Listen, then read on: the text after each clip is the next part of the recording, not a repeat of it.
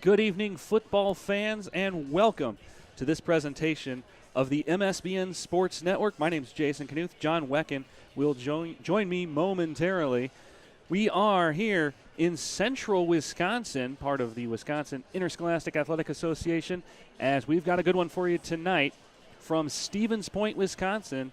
It's the Stevens Point Area Senior High Panthers hosting the Hudson Raiders here on MSBN. This is the second round of the Division I playoffs.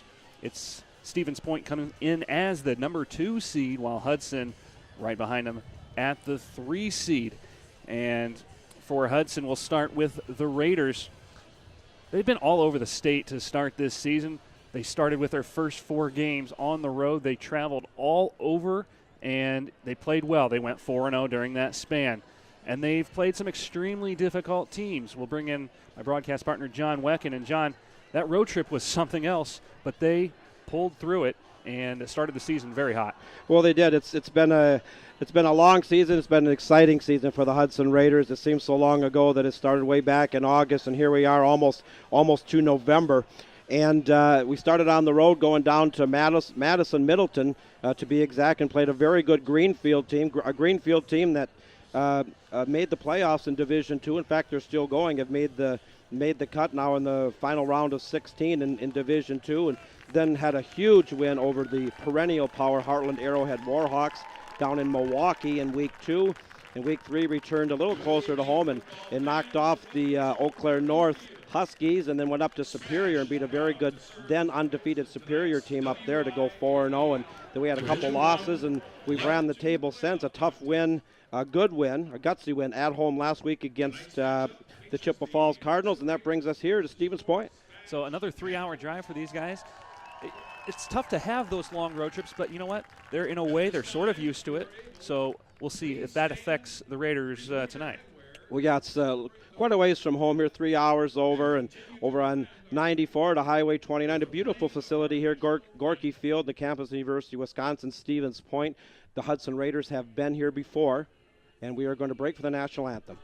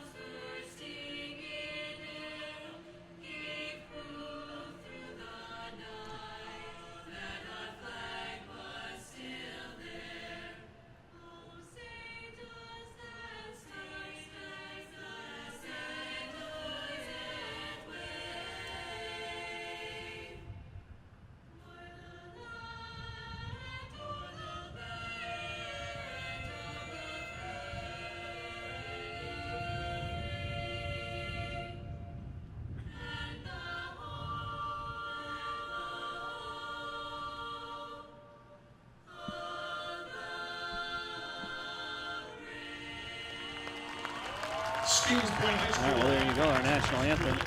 Well, we just talked a little bit about the 8-2 Hudson Raiders. Let's move over to the home team, the 9-1 Stevens Point Panthers. And, boy, they've been a tough team to play against all year. A single loss, and that came to Wisconsin Rapids. But, John, that was an overtime game. And you know what? That's their only blemish. That's something to be proud of. Well, this is a very solid program. The Stevens Point program plays in the Wisconsin Valley Conference, a very tough conference. You got Wisconsin Rapids, D.C. Everest, Marshfield, the Wausau schools, Kimberly, one of the the top dogs in the whole state, 2-time defending Division I champions, going strong. So they play a tough schedule. They're a good sized school, one of the biggest schools enrollment-wise in the state of Wisconsin, and they're battle tested. And Hudson has a challenge here tonight. Here's what I really think the keys to the game are for the Hudson Raiders. Number one, first and foremost, Jason, don't be intimidated. You're coming in here as the underdog. Okay, I would say if I were an odds maker that the Hudson Raiders are probably a touchdown underdog. That being said, they know how to win games on the road. They beat 4 playoff teams on the road this year. And so they can do it. They just need to do it again. I think tonight you need to be the aggressor, not the reactor. You need to dictate tempo, dictate tone. If you're defensively, if you're reacting to what Stevens Point is doing offensively, I think that's going to be a problem. Aggressively, Coach defensive coordinator Neil Hatfield has been pretty aggressive on his blitz. The pass coverage has been pretty solid for the Hudson Raiders for the most part, particularly the second half of the year. So another key is don't fall in a hole early. I think the Hudson Raiders need to establish the inside run game, and that really starts with Aaron Squires. If they can get 4 to 5 yards between the tackles, that's really going to open up their outside running games with Marvin and Burgess. And as always, avoid mistakes, avoid the penalties, avoid the turnovers, win the time of possession, win the line of scrimmage, and win the field position battle. If they can do those things, I think they can pull an upset and come out of here with a win tonight. Those are keys to the game. We want to thank everyone who's watching us from all over Hudson, Wisconsin. We appreciate your viewership this evening here on what's an unseasonably warm night here in the state of Wisconsin. We're thankful for that for sure, as we know the cold weather is going to be approaching here in the next couple weeks. Well, yeah, that's when you get to this time of year, we got Halloween just around the corner, and right after that's November. And boy, it's in the state of Wisconsin, some 25 years ago, some of you who've been around a while probably remember, you can have snow, the major snowstorm that hit. And so, we're blessed with some pretty good weather tonight. Well, we're about to get things underway. On the near side of the field is Stevens Point. Spash, as they go by, as their nickname, which of course stands for Stevens Point. Stevens Point Area High School. Area High School, thank you. Had to look over here. I've got a wall of notes that we'll get to throughout the contest. And on the far side of the field, of course, will be the Hudson Raiders in their white jerseys. A lot of players with the pink socks, John, and nice to see that. It is, and those pink socks are in recognition and awareness of Breast Cancer Month here in the month of October. They've been doing it all month, raising awareness, doing some charity, some fundraising, and always a nice thing to see. This team and this program is very community-minded, got a great fan following back home, and want to welcome everybody aboard tonight, wherever you're listening from. Welcome to the broadcast. Hudson going to kick off to start the first half. They will be down at our left. And for Stevens Point down to our right, a little squib kick. It takes a big hop at the 20-yard line. This is going to be fielded by Gus Turner-Zick, who runs it right up the middle, pushes all the way to about the 35-yard line. They'll mark it at the 36. That's where Spash will begin their first drive of the game. Well, I think Hudson has an advantage being able to get the kickoff in the second half here. And this defense, they've had some ups and downs, but they looked very good against a very solid Chippewa Falls team in a gutsy win last week at home to advance here to level 2. Got some good senior leadership, and Jason, you'll be calling out some of those names. They've really gelled together. It all starts, in my mind, with Big Cole Goodbow, 6'4", 230-pound junior anchoring that defensive line, and the middle linebacker, Dominic Sidambenko, patrolling the middle. Stevens Point starts out in the pistol, and they'll run a ball right up the middle as Turner-Zick picking up a decent gain here, maybe 4 yards on the play. They'll give him 5, so second down and 5 coming up. Number 19, Bo Rosenthal, in at quarterback. He's had a good season, completing nearly 72% of his passes, thrown for over 1,000 yards and 15 touchdowns in the air. I want to say hello to our first emailer of the night, Harry Isak. Said it was good to be back in Wisconsin to see number 99, Josh Fry, play his last home game on senior night. That was against River Falls. Hope Raiders go all the way. That coming in from Harry. You can email us here in the booth. Very easy to do. Click on the email us link on your game tracker screen. Let us know who you are, where you're listening from, who you're cheering for tonight. Quick reversal here as they'll run it to the left side. Dishing it off here is Rosenthal, and he pushes it ahead with a little thump pass to Brandon Patoka, the 6', 226-pound senior, down the near side for a first down. Of course, we'll be getting score updates. The other game in the section tonight, a big one that'll determine who the winner of this game ends up playing, and that's the number 1 seed Bayport taking on the number 5 seed DC Everest. We'll be getting score updates periodically throughout the night on that one. Shotgun formation here. Maximum protection for Rosenthal. They'll hand it off. No, he'll keep it and run it down the right side. Decent gain right there. Fooled several Hudson players, including myself, picking up a gain of about 6 yards on the play. Of course, Stevens Point, the number 2 seed in the section. They've been ranked in the top 5 for the better part of the season here in 2016. And looking good. Had a big win over Green Bay Preble in round 1 to advance here to level 2. So 2nd down and 5 coming up for the Panthers in their all-black uniforms, touch of red and white lettering. Shotgun here, and the inside handoff, and a nice gain by Gus Turner-Zick, picking up the first down. A gain of about 11 yards. Let's see where they stop him here, maybe even 12, all the way down to the 31. I want to say some thank yous to some of our sponsors on board tonight, including Ethos Performance, the area leader in strength and conditioning, performance training, and wellness, based out of Hudson, and the beautiful Riverfront Athletic Club. They look forward to reach your potential. Contact them on Twitter, Facebook, or online at ethosperformance.com. Fresh set of downs here for the Panthers as they'll run out of the pistol with a receiver to each side. Now they send a man in motion to the far side, and they'll load it up, pitching to the right. This is Kazuski. Flag comes flying in on the play. Kazuski, some nice moves as he's shoved out of bounds. Now another late flag coming from the far side of the field. We might have separate penalties here. We'll see what the call is.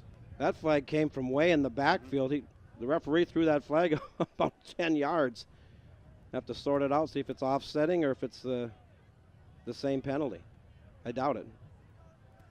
Referee pointing at the flag near the middle of the field, and they're going to back up the football. Maybe a hold? It is going to be a hold. That one's declined, and the second one will be accepted. So both penalties appear to have been on Stevens Point here. So that'll back them up significantly. We'll have the ball at the 44-yard line, so it'll be first down and about 23 yards here. Well, first big penalty of the game here on the opening drive by Stevens Point, and a key to Hudson coming out ahead tonight is win that battle of the penalties. They pitch this one to the left side where Turner-Zick turns the corner and goes out of bounds after a nice gain. He'll pick up about 13, maybe 14 yards on the play. They'll set it at the 28-yard line where it'll be second down. Big hit that time by Devin Dalton, 6 foot, 195-pound senior defensive back, but a big gain by the Panthers coming off that penalty. 2nd and 7 officially as we are under 10 minutes to go here in quarter number 1. Glad you could join us here on the MSBN Sports Network this evening. From the pistol is Rosenthal. Rosenthal takes the snap, fakes the handoff, rolls to his left, looking to fire one downfield, caught and wrapped up there as Patoka picks up his second reception of the evening. Dominic Sidimbenko moving over from his middle linebacker spot to put the hit on. Dominic has had a tremendous senior campaign. He's probably not the fastest guy out there, but he's one of the field generals and really can lay some hits out there and been an integral part of this Hudson defense. So big play here for both teams on this opening drive as 3rd down and 2 is upon us. 2 receivers to the left, pistol formation once again for Rosenthal. Turner-Zick in the backfield. They'll hand it off to Turner-Zick, who brushes forward and across the line for the first down and into the red zone. Well, so far the Panthers are winning the battle of the line of scrimmage. Hudson has a big defensive line, as we mentioned earlier, but on those 3rd and shorts there, they were able to convert that fairly easily against this big Hudson defensive line. All at the 19-yard line, and again, a fresh set of downs. That's their 3rd first down of this drive. And Rosenthal from the sideline sprints to the huddle, and we're ready to go. 2 receiver set to the left, and out of the pistol. Fakes the handoff. Rosenthal rolling out to his right, looking for a target. Now he's going to keep it himself down the sideline, hit out of bounds, and a collision with the far official. Referee went down too. Hope everybody's all right over there. Hudson had a good defensive shift that time to the left-hand side as he went on a scramble. Looks like he's got about 4 yards, Jason? Yeah, so it'll be second down and roughly 6, maybe 7. 2nd and 7 officially on the scoreboard here, as I'll have the ball at the 16-yard line. So they come to the line. 2 receivers wide left. Again, out of the pistol. Rosenthal handing off to Turner Zick, and a late flag comes flying in from the backfield. Gain of about 3 pending this flag. Well, while they sort the flag out, if you're looking for something to do tomorrow, one of the places to be is the Cozy Corner up in North Hudson. The Hudson Marching Band will be playing some pep band songs during halftime of the Badger game that tomorrow starts at 6 o'clock to help raise money to purchase new instruments for the marching band that's up at Cozy Corner in North Hudson. Again, the penalty to Stevens Point, and that'll back him up. Well, Hudson is taking advantage of a couple very costly Panther penalties on this drive, although they're still have driven fairly deep in Hudson territory. 2nd down and 17. Looking to throw is Rosenthal. Fakes once, fakes twice, and he goes down in the backfield. Big sack for the Raiders. Well, a host of Raiders in there, including number 10, Jake Danielson, Devin Dalton, Dominic Sidembenko. They had excellent interior defensive penetration that time. And Stevens Point is going to be 3rd and long. And nowhere for Rosenthal to pass to. A couple pump fakes, John, and good defensive coverage on all over the field right there for the Raiders. We'll see what they can do here on 3rd and 25. Well, last week they got very good consistent pressure against a good Chippewa Falls team. That was one of the keys to victory, and we're seeing that again tonight. Huge play here. And it's one of the keys to stopping Stevens Point on 3rd down. Just a couple seconds left on the play clock. They get it off. Rosenthal looking to fire one downfield, in and out of the hands of the receiver. That was Joey Hauser. Might have been deflected a bit by the defense, but nonetheless, it's 4th down. And Joey Hauser, he's a tall kid. He's listed here on the program at 6'8", 215, only a junior. The pass was there. Hudson had decent coverage. I don't think he would have got the 1st down anyway. Now it's decision time. 4th and 25, you're really out of field goal range, at least in high school. We'll have to see. Joey Hauser, number 15, he's their leading receiver, 20 receptions on the season, 7 touchdowns. But here on 4th down and 25, kind of a in-between area of punting and kicking a field goal. They'll go for it. No, a quick punt here by Rosenthal. They'll try to pin it deep, and it takes a bounce to 5, and it takes a nice bounce for Stevens Point. But Hudson survives it, John, and they'll get the ball deep in their own territory. We want to thank one of our sponsors, RJ's Meats, one of my favorite places in Hudson. New this year for RJ's for your Thanksgiving dinner.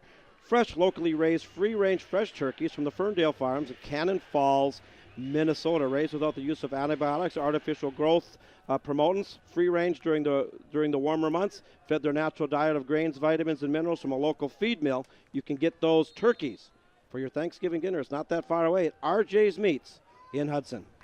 Kaiser Helterbrand on the first play, inside handoff. Doesn't go for much, maybe a couple yards. 2nd down and 8 coming up. Also want to give a thank you to Seasons in North Hudson, one of my favorite places to go. The best fish fry in town, and a great ambiance there. I want to thank the Seasons for coming on board. They have breakfast, and we'll have more about Seasons later. Thank you to all of our sponsors for allowing us to bring this broadcast to you on this Friday night. Aaron Squires on the short gain, and now a whistle sounds, and we'll get it going here. 3 receivers to the near side, and on the keeper is Helterbrand. Still pushing forward. Nice gain there. It'll be 3rd down. Picks up about 4 on the play. Well, Helterbrand's primarily the passer. This season, it's kind of been a quarterback rotation between Helterbrand and Max Stubendick, although in the last couple of games, Helterbrand has really got the lion's share of the snaps for the Raiders. Quick play here. 3 receivers to the near side. In and out of the hands. He catches it. And down the middle, Ben Carls, number 37 for the Raiders, picks up the 1st down. Clutch catch that time by Carls in traffic. Helterbrand put it where it needed to be when it needed to be. There a clutch 3rd down conversion gets Hudson out of the hole in their first down of the night on their opening drive. Hudson with that high-tempo offense ready at the line. As the play clock begins, they snap it immediately. Option play, pitching to the far side for Marvin, and he goes out of bounds on a nice gain. Gain of about 5, maybe 6 on the play. That being Jager Marvin, the 5'10", 150-pound senior, and of course, you got the outside threat of Marvin and Burgess, and you got the big inside threat of Aaron Squires. Cole Danielson also gets some carries and gets some quarterback keepers as well. Late pitch. This one's on the ground. Takes a nice bounce into the hands of Andre Burgess, who's pushed out of bounds for the first down right near midfield. A little one-hopper, not the conventional option pitch, but they'll take it for the first down into Spash territory. And as they've been doing all season, Hudson quick to the line with that hurry-up offense, and it's starting to click. They're now into the Panther territory. Looking to throw this time is Helterbrand under pressure. He'll go down in the backfield, and it's a sack. Nathan McNamara in for the sack for Stevens Point. Also Jack Kelly, 6'1", 217-pound sophomore. And the Panthers had very good penetration that time, and Helterbrand was kind of sunk, going back for a big loss on that one. Wow. Loss of 12 on the play, back to their own 39-yard line. Second down and 22 coming up for the Raiders. This time under center, they'll pitch it to the far side, Jagger Marvin, and he doesn't get a lot. A few positive yards, but it'll be third and long here coming up.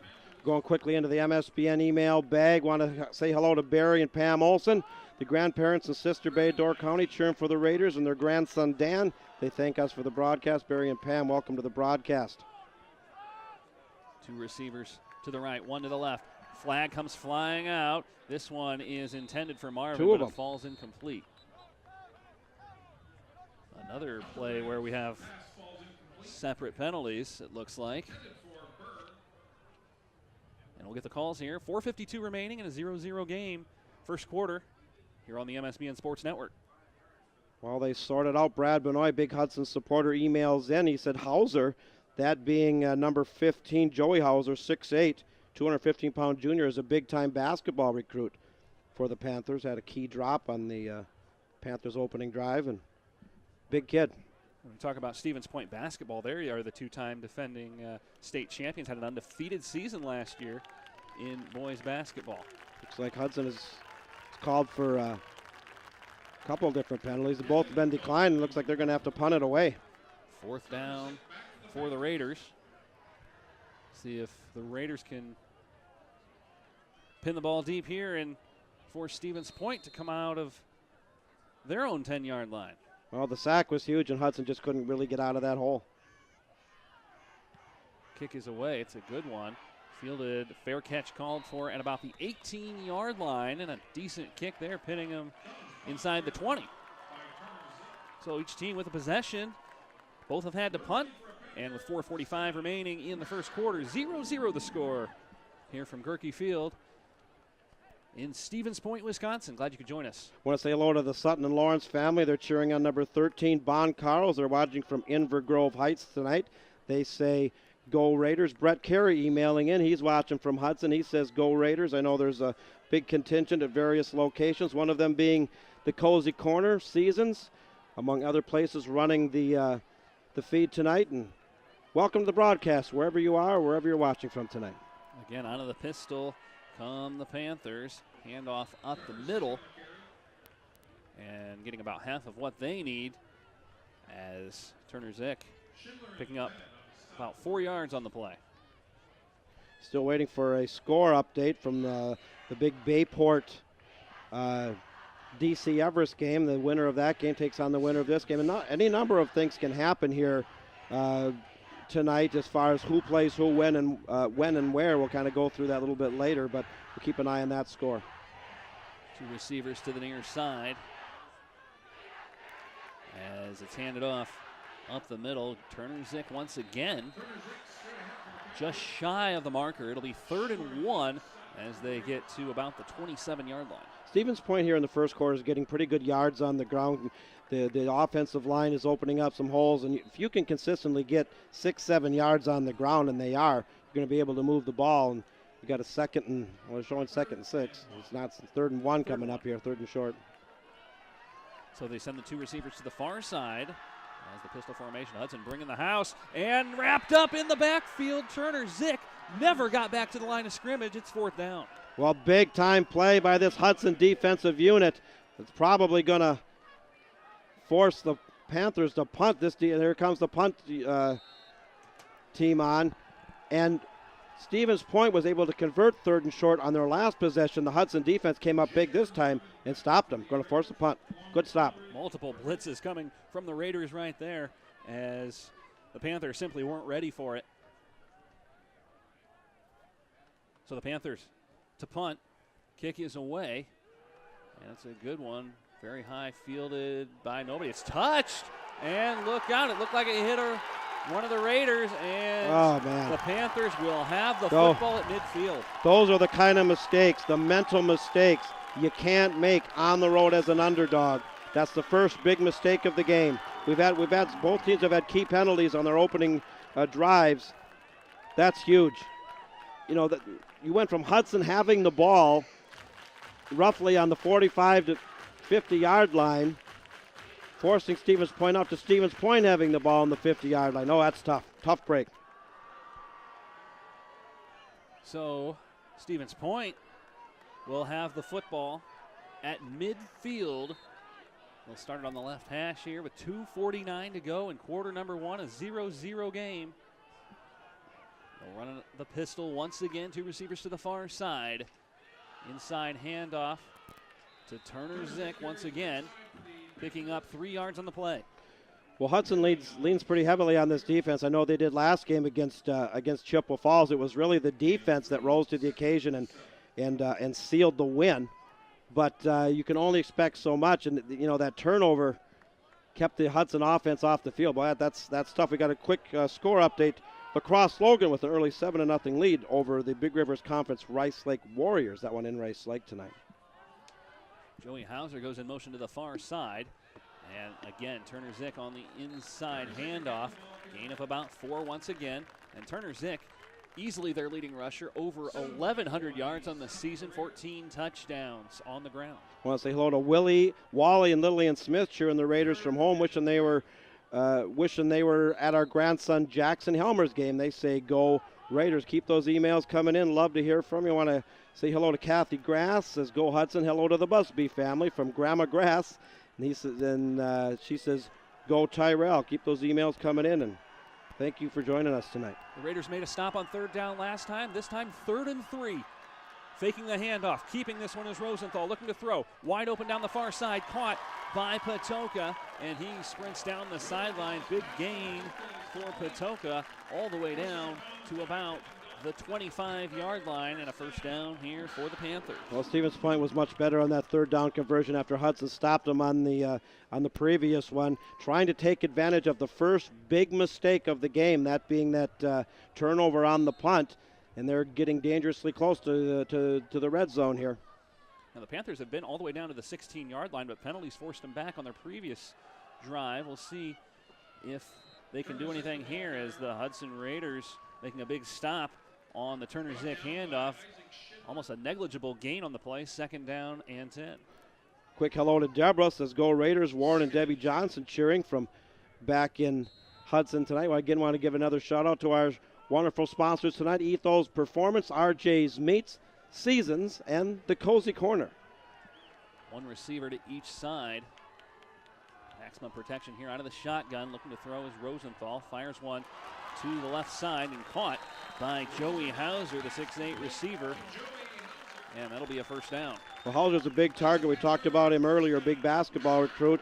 He got a 6'8 frame to throw to. He had a key drop on the Panthers' previous drive. He brought that one in, and the Panthers are knocking on the door. The Hudson defense with their back to the wall. Ball right at the 10-yard line, so they cannot get another first down. 1st and goal as the Panthers looking to put up the first points of the game. 1 receiver to the left. Inside handoff to Turner Zick once again, who's trying to cut the corner. He will to the 5 towards the pylon, and he's into the end zone for the first score of the game. Well, that's what teams that win do. You take advantage of your opponent's mistakes. And the big mistake was the Hudson turnover. The Panthers put a nice drive together, drove 50 yards, and draw first blood here in this Level 2 playoff match tonight. So extra point awaiting here. 6-0 the score with just 25 seconds to go in quarter number 1. Looking to kick Joey Dorgan. Snap is a little bit high, but put down and up and good. 7-0 the score in favor of the Stevens Point Panthers. Want to say another shout out to Ethos Performance, a proud sponsor of tonight's broadcast, and they are pleased to support the athletes who worked hard with us day in and day out this summer. They say go Raiders. Just a few of the Hudson football players that train with Ethos Performance. Kaiser Helterbrand starting quarterback tonight, along with Ben Carls, Jacob Dalton, Ben Gilbert.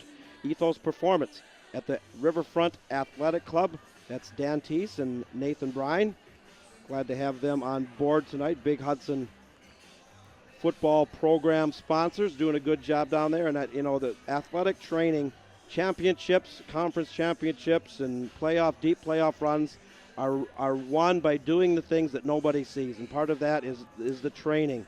The 6 o'clock in the morning runs, the extra hour in the weight room, going to a place like Ethos Performance, perfecting your craft, and then when opportunity presents itself, like here in the playoffs, you come up big.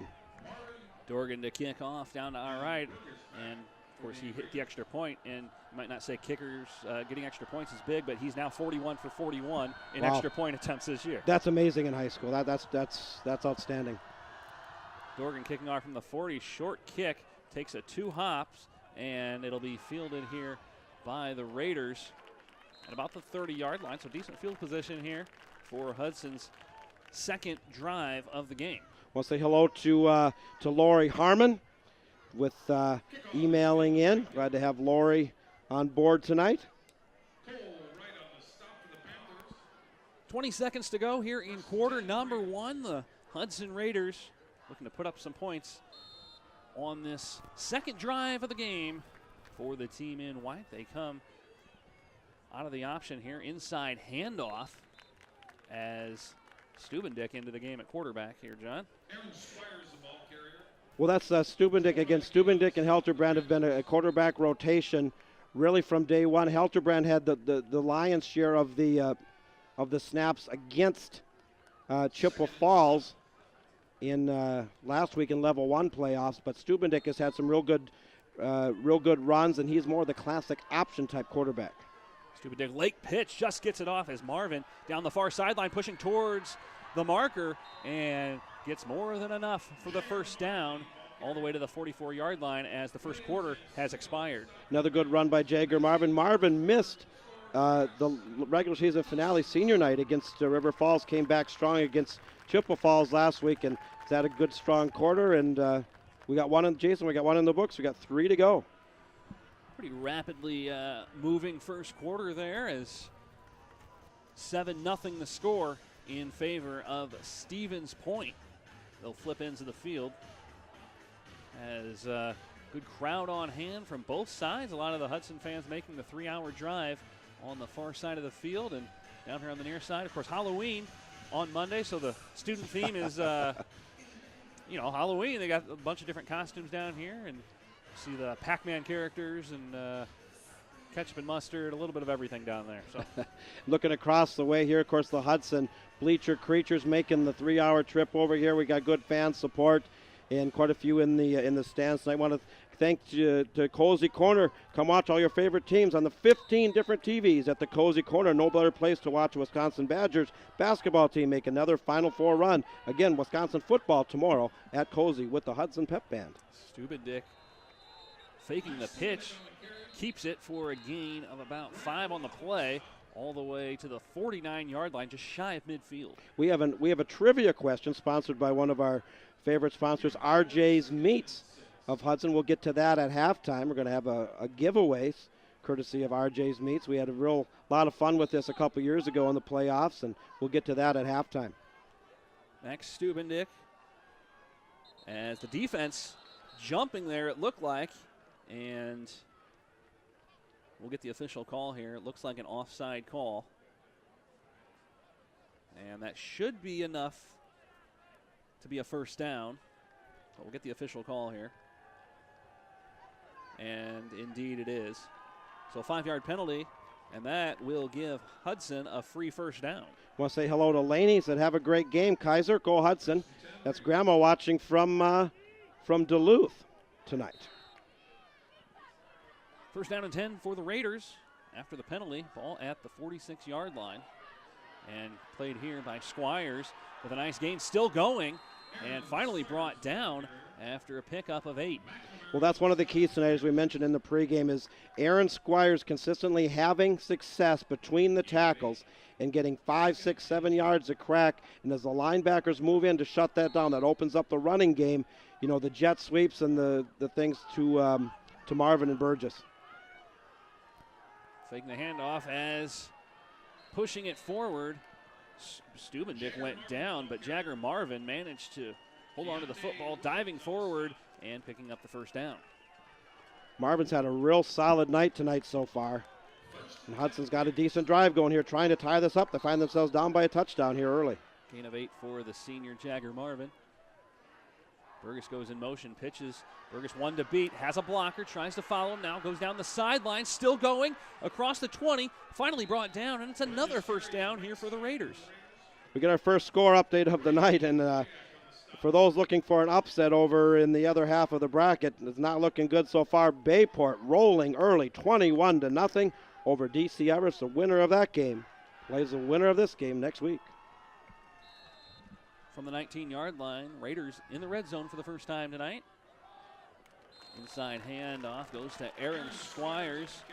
Picks up a couple, brought down by his shoelaces. And it'll be second down and 8. Emails continuing to come in here. Want to say hello to Aunt Rita. Tuning in, says go Raiders and go Spencer Schmidt, number 22. Stubendick on the keeper this time. He lunges forward for a gain of a couple more. Ball at the 16-yard line, but third down and 6 coming up. This is going to be huge here, and Hudson had very good success. Kaiser Helterbrand last week against Chippewa Falls, completing his first 10 passes of the game. And Stubendick is in. This is a passing down here, but they're going with Stubendick on this one.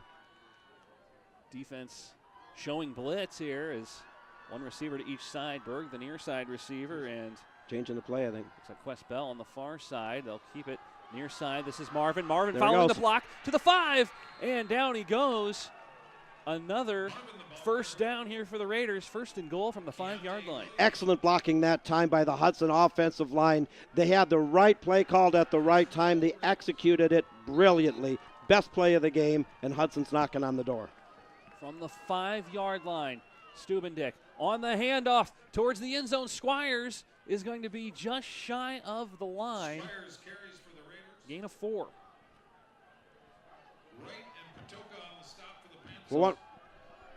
Okay, well, Hudson quick to the line. We'll go back to the email bag, but Hudson's knocking on the door here. From the 1-yard line, flag comes flying in the backfield. Stevens Point's hollering for a timeout. And they're going to get it. Well, where's the flag then? The near side official, he's waving picking it up. Okay. Well, while they kind of sort out the situation, you can see the Stevens Point coach just hollering for a timeout there, and did get it. I want to say hello to Ashley, Riley, Jenna, Maddie, Tori, and Emily, sending luck from home in Hudson. Bring home a win, and a shout-out to our buddy Carson, number 65. Also want to say hello to Arlington Lohman. He's watching from Kissimmee, Florida, rooting for Hudson. That's Mr. Arlington Lohman and Lucy down in Florida tonight. Al Larson, our good friend, across the street, and a big supporter of MSBN and Hudson football. He says go Raiders, and he wants to thank MSBN. And Al's one of the good guys back home in Hudson. Kat Morissette emailing in. Way to go, Hudson! Great run, Burgess. That being Andre Burgess, and Burgess is one of my favorite guys to watch. He isn't very big, but he's fast. He's had tremendous returns this year. He was just on fire against River Falls in the season finale and put up a bunch of yards. Big down coming up here as Hudson looking to tie this one up. At the 1-yard line, second down. Stubendick under center as they send a man in motion. Inside handoff and across the line. Did he get it? Yes, touchdown. Aaron Squires, and we're a point away from tying this contest. Well, big Aaron Squires, he's been the smash mouth meat and potatoes guy between the tackles. He's a big kid, 6'1", about 200 pounds. He's a junior, and they just powered it in. That's just smash mouth football, and Hudson's an extra point away from tying this up. Good drive. 8:59 to go in the first half as Helterbrand, who does the kicking, looks to put this one up. It is good, and we are tied. Helterbrand up and good. 7-7 the score. And we talked about Joey Dorgan's extra points. How about Helterbrand? He's also perfect, just a mere 38 for 38. And I'll tell you what, if you got two guys in high school football, so combine these two young men are what? Well, let's see, 41 and 38, so 79. 79 for 79 on extra points. That is outstanding. I mean, that's in high school football. That's unheard. That's good numbers for college, but particularly for high school. So 7-7. We want to give a thank you and a shout out to our great sponsors that allow us to bring this broadcast home to you wherever you are. Tonight we got emails coming in. We'll get to those in a moment. We want to thank RJ's Meats in Hudson. We want to thank Seasons. We want to thank the Cozy Corner. And we want to thank Ethos Performance. We'll have more on all these great sponsors at halftime. And, great community support, not only for this program, but for our broadcast. We've had great numbers all season long. This is our 6th year of doing this. And, boy, what a great ride it's been. And we've got ourselves a good playoff football game going here tonight, Jason. For Hudson, that last drive, 12 plays over the course of about 4.5 minutes. Three-hopper here on the kickoff, fielded by Stevens Point. Up the middle, one to beat, and down at the 40-yard line. As that was Turner Zick, who nearly broke free and had nothing but empty field in front of him. I think the Cozy Corner, they're located in historic downtown North Hudson, making fresh pizza every day and serving great breakfast Saturday and Sunday for 8 to 1. Go to the Cozy Corner. I love their hash there. I've had that many times. Excellent. Also want to thank Seasons, my favorite place to go. I go there every Friday for fish, and the thing with Seasons, they decorate so beautifully. We got Christmas coming up. They put a Christmas tree up, and check out Seasons, another fine sponsor of our broadcast tonight. So first down and 10 from the 40-yard line for the Panthers. Inside handoff, and guess who? It's Gus Turner Zick, still going, and a big gain on the play of about 25 yards. And our first really big play of the night on the ground. Quarter of the football field and down to the 35-yard line into attacking territory for Stevens Point. Well, the Panthers, that was all set up by the offensive line. They blew the Hudson defensive line out, and not many teams have done it this year. But you got to remember, you're in the playoffs now. This is the cream of the crop, and they definitely won that battle. Gus Turner Zick, 5'11", 193-pound senior, went for a ton that time. Two receivers to the right. Pistol formation again for the Panthers. Turner Zick, far side, almost untouched to the 20, 15, 10, 2 to beat. Pushed out of bounds finally, and a flag comes flying in. Another big gain for Turner Zick. We'll see what the flag is. I see a couple Hudson Raiders clapping their hands as if maybe that's a hold on Stevens Point. We'll have to see. If that's the case, penalties have been a huge detriment to the Panthers so far tonight. Big time. We'll get the call here. Well, while they're sorting it out, I want to say hello to one of our favorites, Lee Livermore, former Hudson Raider from years ago, checking in from Cameron, Wisconsin. He says, nice drive, Raiders. Time for some defense to keep that running game cranking. Go Raiders. Lee Livermore, rightfully so, put on the Hudson Wall of Fame back on homecoming, part of the great 65 and 66 championship teams from some 50 years ago. And Lee, great for hearing from you. Hope all is well with you. So after the holding penalty, it was so far downfield, but it'll be second down and 2 on the play. 3 receivers to the near side, and they go out of the shotgun. Inside handoff. This time, it's all about the spot here. We'll see what they have here is Brandon Patoka on the inside handoff, and they will say first down. Ball right at the 25. So Patoka getting his first carry on the ground tonight. Well, the Panthers' offensive line is a big reason this team is only a one-loss team. They're playing lights out. Quick throw to the near side, and it's knocked down. Is it a backwards pass? No, incomplete. Oh my, Jake Danielson all over it. He read it like a book. Jake Danielson, he did. You read it like a Hemingway novel, that's for sure. Jack Danielson, 5'11", 195-pound senior, and he was inches, Jason, away from a pick six. He read that one. And nearly a backwards pass as well, but not so much was blown down immediately. And just as a quick review of the rules, if that pass even goes backwards slightly, that's a live ball, even if you don't catch it. Second down and 10.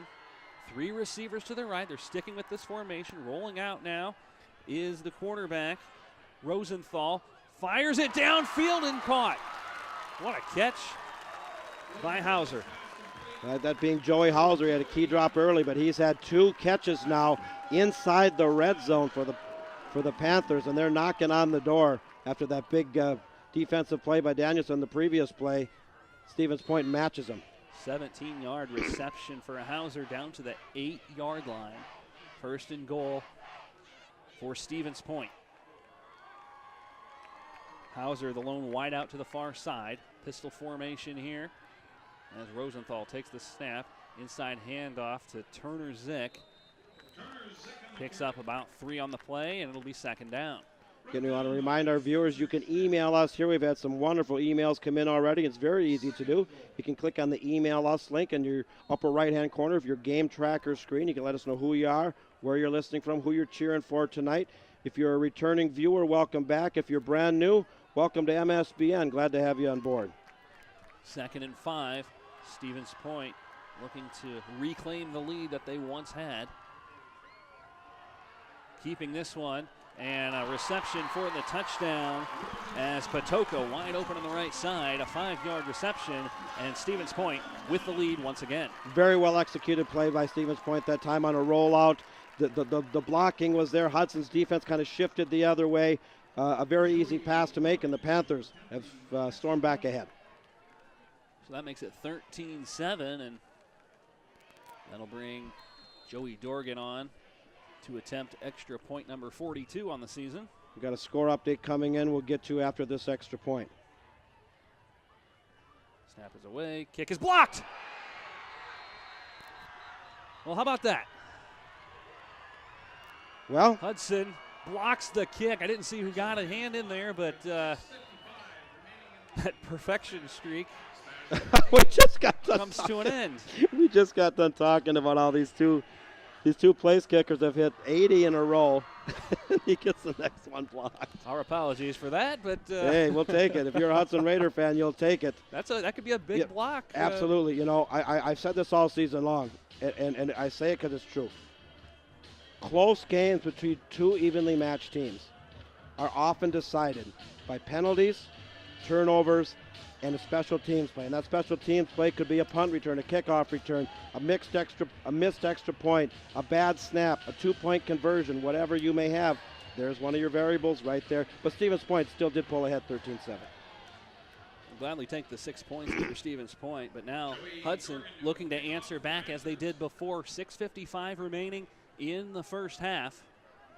As see if Burgess can get a nice return here. He certainly has had his share of entertaining, successful returns this season. Both these teams have just pulled off squib kicks on their kickoffs here. And once again, big 2-hopper here, knocked down, and they'll hold on to it at about the 24-yard line. As that was knocked down there by Brandon Gilbert, who just falls on it. Wasn't too sure about it, but better safe than sorry. And Jason, if I were to venture a guess, and I don't know this for sure, but I'm speculating here, is that Stevens Point, you know, scouts and has game film and whatnot, and they are kicking it away from Andre Burgess as well. They should, because Burgess is definitely a threat. They pooch kicked, every time here. So Max Stubendick remaining in at quarterback. Squires in the backfield. They'll send a man in motion.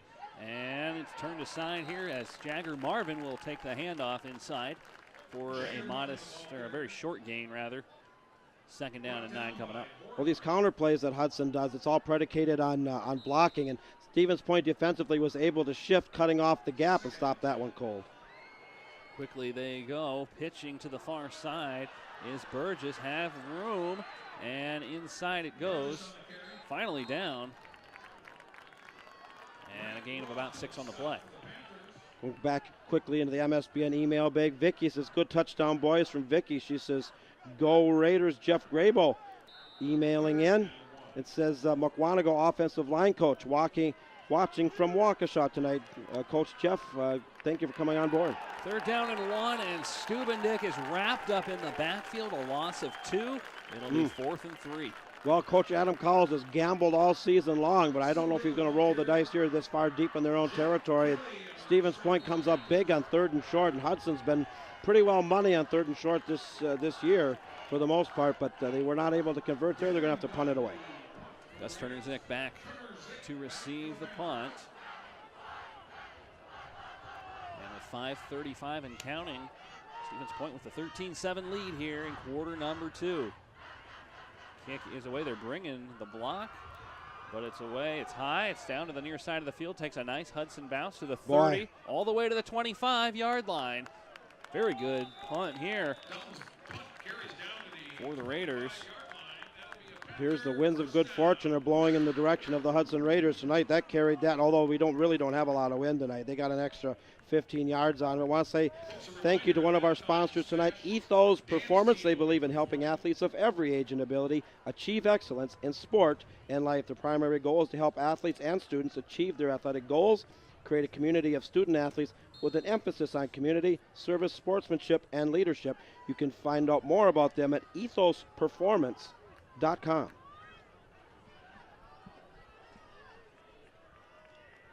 Stevens Point taking over after the punt, and an inside handoff going to Turner-Zick. One to beat down the sideline, tiptoeing and across midfield all the way to the 38-yard line for the first down and more. Gus Turner-Zick starting to take this game over.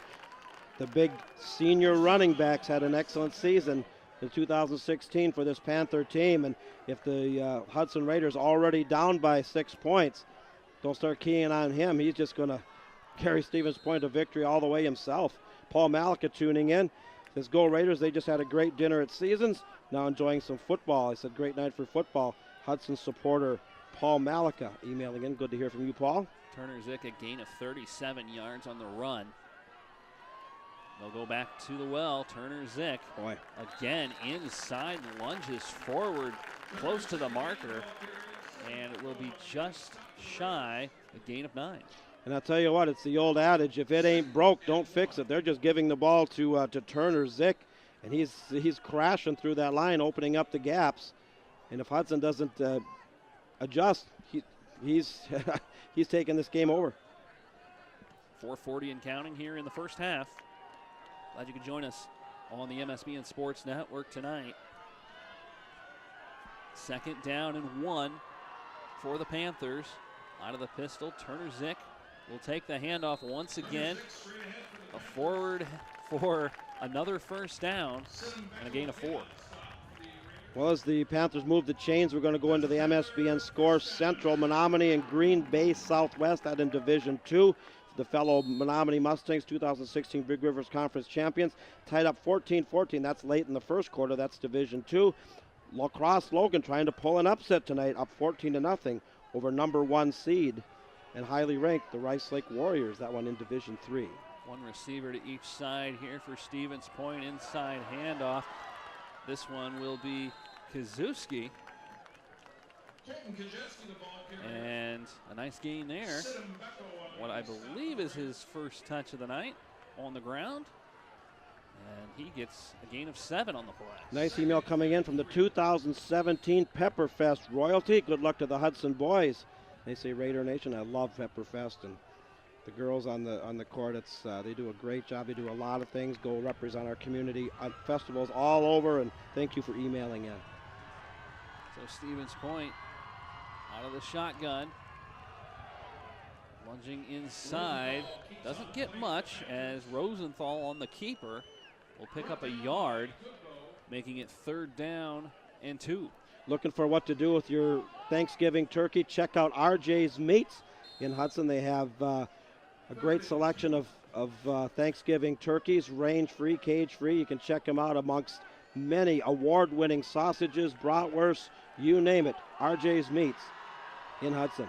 Kazuski in the backfield. Rosenthal hands off to Kazuski, pushes forward, flips forward, in fact, for the first down across to the 15-yard line. The Panthers very systematically, very methodically moving the ball primarily on the ground. The offensive line is doing its job, and the Hudson defense, who's risen to the occasion several times tonight, is going to have to do it again as the Panthers are inside the red zone, got a fresh first down, and really starting to move the ball.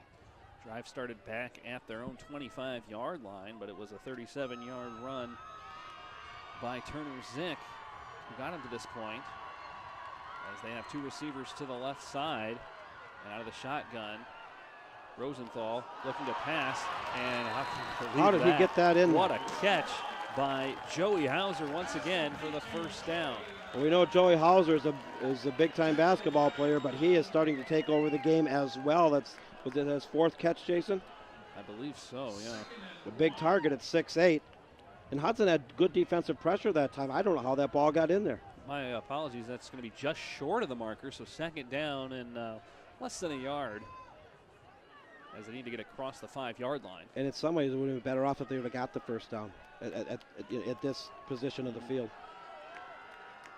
So we'll see what happens here. One receiver to the far side, inside handoff. Kazuski towards the pylon. Did he get it? It'll be inside the one. Short. Kaczynski on the carry for the Panthers. So a gain of about 4 on the play, but as you alluded to earlier, a first down here, and that gives them 3, probably 4 more chances at the end zone. Well, the Hudson defense, already down by 6, is going to have to put up the granite wall.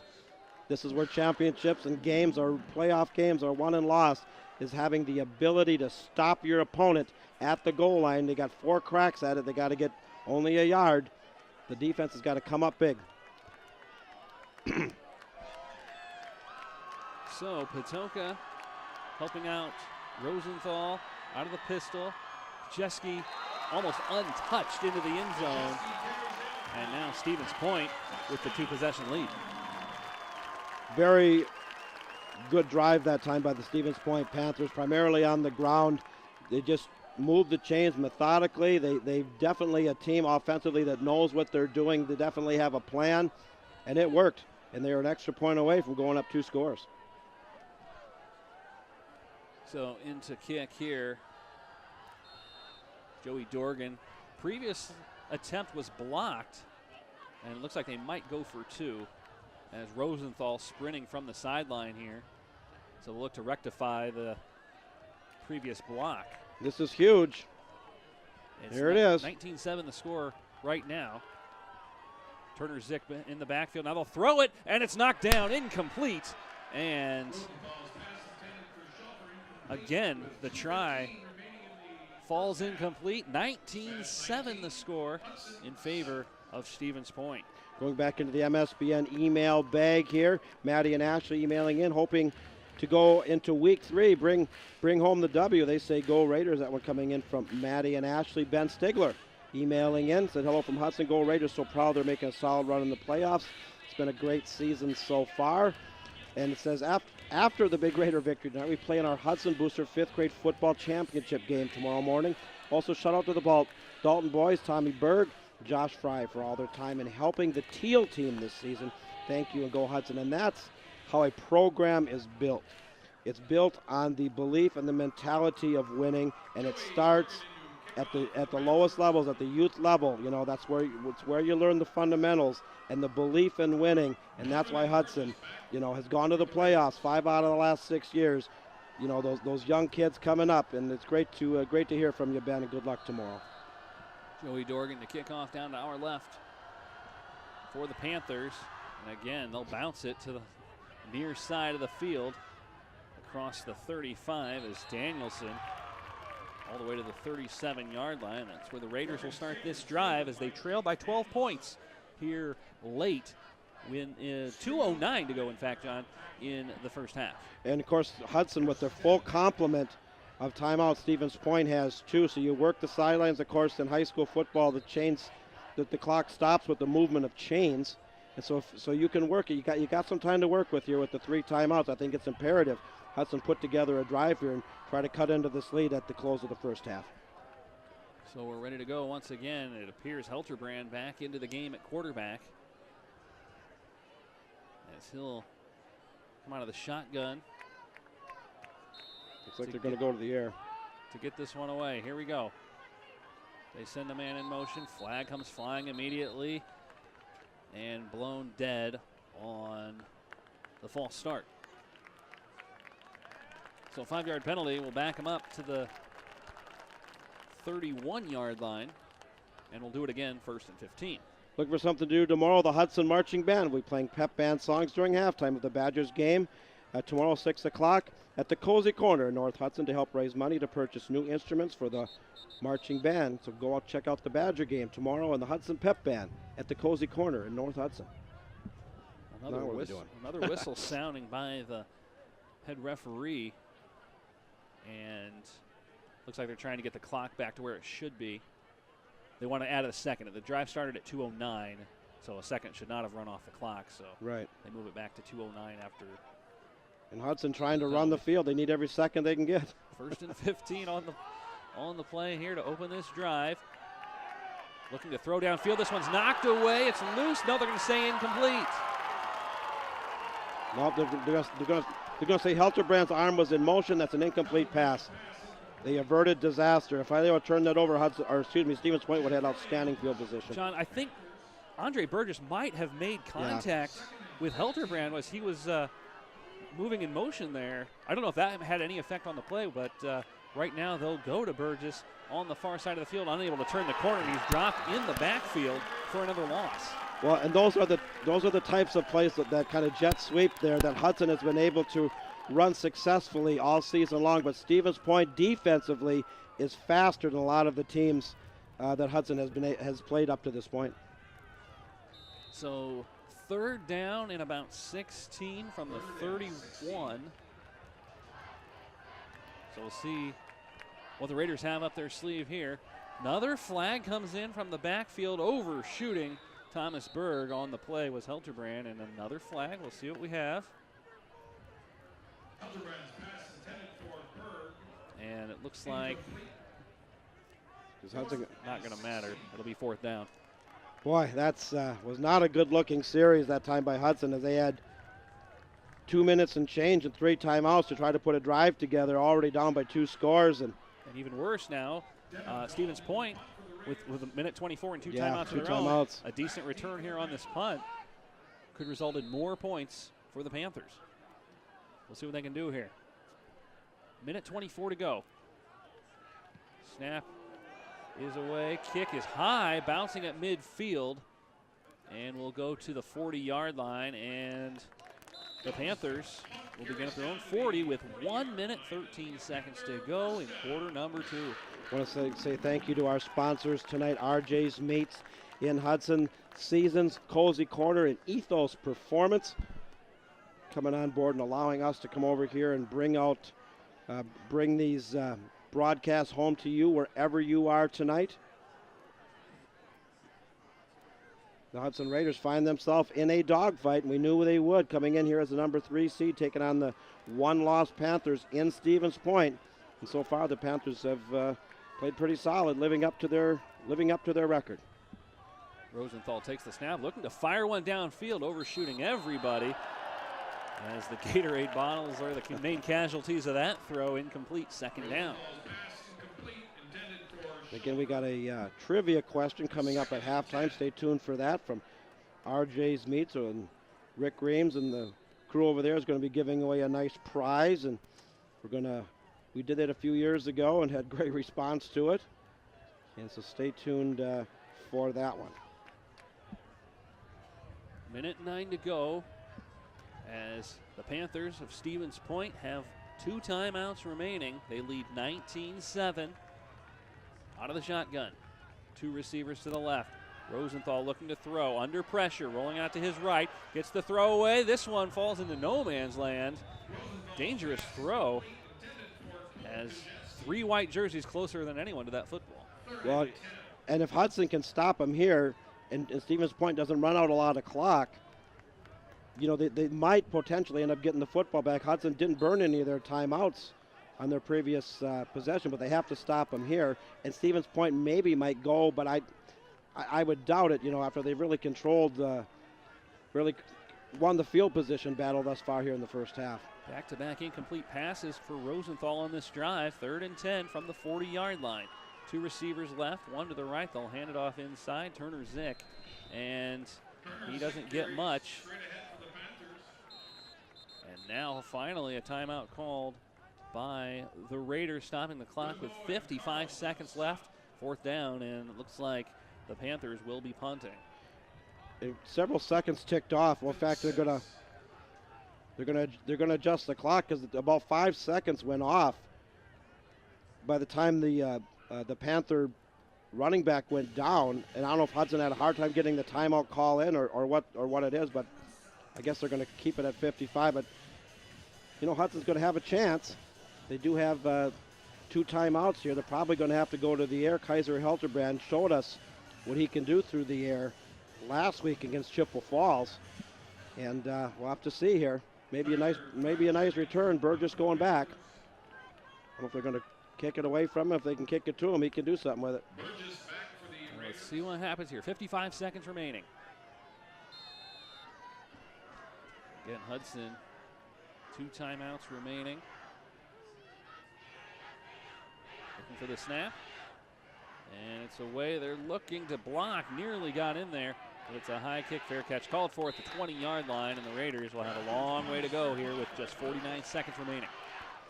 Well, Hudson is not really what you'd call a 2-minute air attack. They're primarily a run first, pass second, but we saw what they can do through the air. It's going to be up to sophomore Kaiser Helterbrand, receivers, to get some separation there. Work the sidelines. You got the 2 timeouts, the temporary stoppage of time to move the chains. They got a long way to go, even if they could get in a position for a potentially even a field goal here at the close of the first half. Only 1 pass attempted so far today from Helterbrand that has been completed. And this one goes nowhere, falling back here for a loss of about 5 or maybe 6. And with just 35 seconds left, let's see what they do here. But the clock continuing to run. 19-7 in favor of Stevens Point over the Hudson Raiders. And now they'll just run the ball and give it to Squires, who gets back to the original line of scrimmage, but that's probably going to do it for the first half. See if they run another play as we're down to 10 seconds. They are not hurrying back to the line, and that will likely end the first half, and it will. So 19-7 the score in favor of Stevens Point after 24 minutes of play.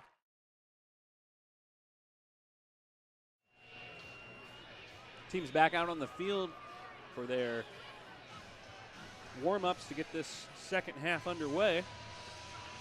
And Jason, I got a score update, and let's hear it. in the other the other half of the bracket, the number 1 seeded Bayport Pirates all over the DC Everest Evergreens, 35-0. That one in the second quarter. Bayport ranked number 2 in the state. Kimberly riding a 52-game winning streak, undefeated, ranked number 1, but Bayport right on their heels, and the winner of this game is going to have a big-time task taking on a very good Pirates team, barring a big-time collapse against DC Everest. Bayport at home. Looks like the Pirates are going to move into the sectional game next week. Well, we are about set for second half action. Stevens Point leads 19-7, but it'll be Hudson beginning with the football here. In fact, I just got another update. It's even worse. Oh. Uh-oh. At halftime, Bayport up 48-0 over DC Everest. Yes, you heard me correctly, 48-0. Well, at least this game's a little bit closer. A lot closer. Grandma M emailing in, tuned in. She's watching from Washington, D.C. tonight, Brandon Daly.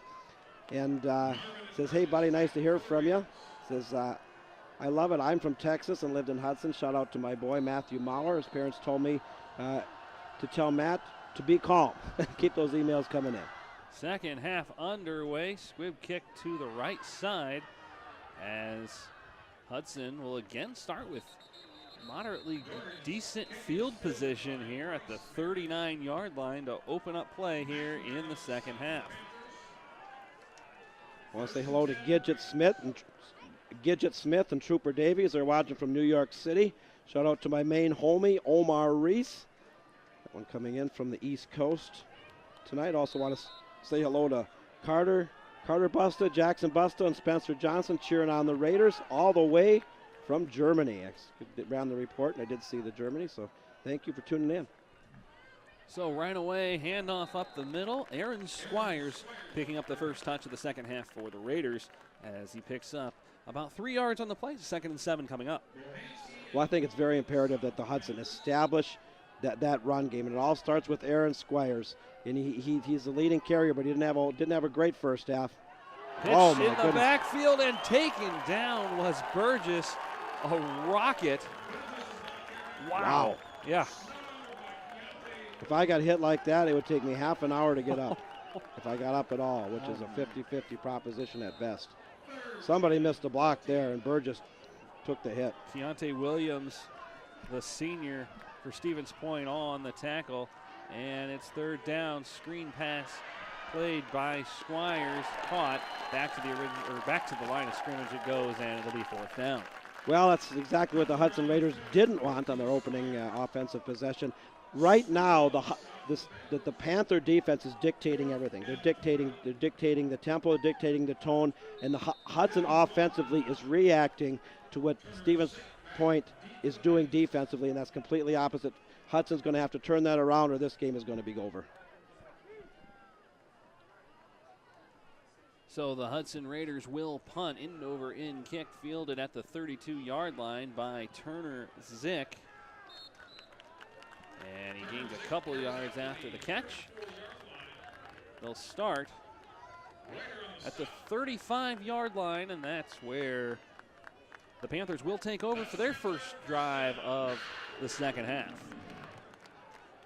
If you're looking for somewhere to go for breakfast tomorrow, Seasons Tavern is the place to go. Breakfast every Saturday, Sunday. Great eggs Benedict, walleyes and eggs, and the pancake of the month. That's Seasons up in North Hudson. 10:25 to go here in quarter number 3. Stevens Point leading 19-7. They have 3 touchdowns, an extra point that was blocked, and a 2-point conversion that failed. Inside handoff, nowhere to go was Turner Zick, as wrapping him up, Parker Poling with nowhere to go. Loss of 2 on the play. Well, that's exactly what this Hudson defense needs, because they really got tuned up in that second quarter. The second half of the second quarter is Stevens Point was just basically running the ball right down their throat, getting it in chunks, and was able to put up 2 scores, and they're sitting ahead with a 19-7 lead. That was a great defensive play to start the second half by the Raiders. 2nd down and 13 officially. Here on a beautiful night. Cold weather moving in after tomorrow, but tonight it's perfect for football. Inside handoff down the right sideline, lunging forward here and carrying several white jerseys with him is Gus Turner Zick once again. Turner Zick, he is showing the power there. You know, that's what you teach your running backs. Low center of gravity, lead with your shoulder. He got probably 2 or 3 yards on pure leg strength. 11-yard gain for Turner Zick. 3rd down and 2. And the Raider defense Has to hold here. has made a couple big stops. Let's see if they can get one here. They go inside to Turner Zick, turns the corner, spin move ahead, and he has the first down by about 5 yards. Well, the Panthers have been able to convert several 3rd and shorts. Hudson was able to stop him one time and force a punt earlier in the first half, but with Turner Zick, they're just giving the ball to him. The offensive line is opening it up, and he got it that time. First down at their own 49-yard line. So under 9 minutes to play in quarter number 3. Rosenthal out of the shotgun. Looking to pass. He's under pressure. Rolling out to his right. Knocked down. Ball is loose. That's a live ball. To the ground. And what are we going to have here? It's going to be Hudson football. There was an initial argument between the referee and the coach and head coach Pete McAdams, but I'll tell you, Hudson's going to have the football on the turnover. So here we go. Raiders will be in attacking territory here. Okay. Something they desperately needed. Absolutely. This is the spark they needed, the something that's going to turn momentum, which has been all on the side of the Panthers here. And now the defense is giving them an opportunity here. They got to do something with it. Inside handoff. It goes to Squires. Squires gets a yard on the play. Second down and 9. Hingo, I can't pronounce this name anyway. They're watching from California. They want to shout out to Tate Davis, Quincy Burns, Eddie Reese, and Noah Bailey. That one coming in, email coming in from Hingo in California tonight. Far side, nowhere to go on the play. It's going to be a loss, and it'll be third down as Burgess, nowhere to go. They have absolutely shut down Andre Burgess, and Burgess has had such a nice senior season, but the offensive line has to be able to open him up on those jet sweeps, and Stevens Point defensively is reacting so quickly and so aggressively, he's not getting any running lanes. Third down and 12 coming up. Out of the shotgun, a flag comes flying in from the backfield. This one's caught by Berg, who gets across the 20-yard line, but we'll see. We have a penalty here. Is that going to be a sideline infraction? Squires smacking his helmet with both hands, being told what the penalty is, and it is. Wow. Wow. Oh, man, that's huge. It was an immediate flag on the snap. It's a sideline infraction. And now another one comes flying in. Unsportsmanlike. Wow. It's going to be against the Hudson sideline. Oh, man, that's tough. It's going to be unsportsmanlike against the Hudson sideline after a sideline infraction prior to that. Ball at the attacking 47 here. That's huge. Third down and 17. Tempers are flaring over there on the Hudson sideline. I don't know what the issue is, but the ref's tolerance wasn't much. Looking to throw down the sideline. Hilterbrand has a man caught. Out of bounds as Thomas Berg makes the catch. It's going to be right at the marker. Will he get it? He's going to be just shy of the first down. 16-yard pass to Berg. Clutch pass that time after those two unfortunate penalties. 4th and 1, Hudson without fail. They're going to go for it. They've been doing it all year. I don't know why on earth they changed now. Down by 2 scores in the second half. This is big. This is huge. Hudson has to have this. 4th and 1. The Panther defense getting in close. 2 receivers right, 1 to the left, and now a timeout for Hudson. They want to talk about this for a little bit. Absolutely. This is probably the biggest play. And I'm reading Coach Adam Cowell's body language. He's frustrated out there, and I think that frustration came out in the penalty there. But Hudson has to maintain their composure. Kind of circle the wagons, if you will. This is still anybody's game. They are down by 2 scores, but that third down was huge coming off the penalty. 7:22 remaining here in quarter number 3. The Raiders trailing by 12 points. They are attacking right now, but it is 4th down and 1 with the ball at the 31-yard line. They have to, of course, push it across the 30.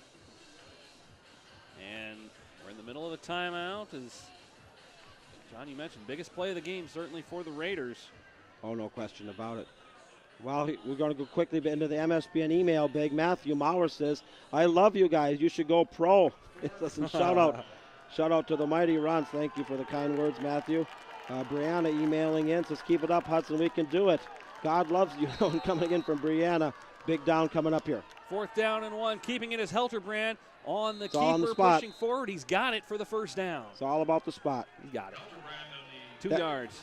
That is where your training at Ethos Performance comes true. It's all about how much time you spent in the weight room, and that offensive line can move.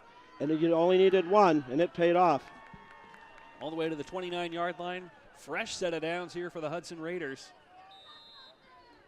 As Stubendick into the game under center. Stubendick on the keeper.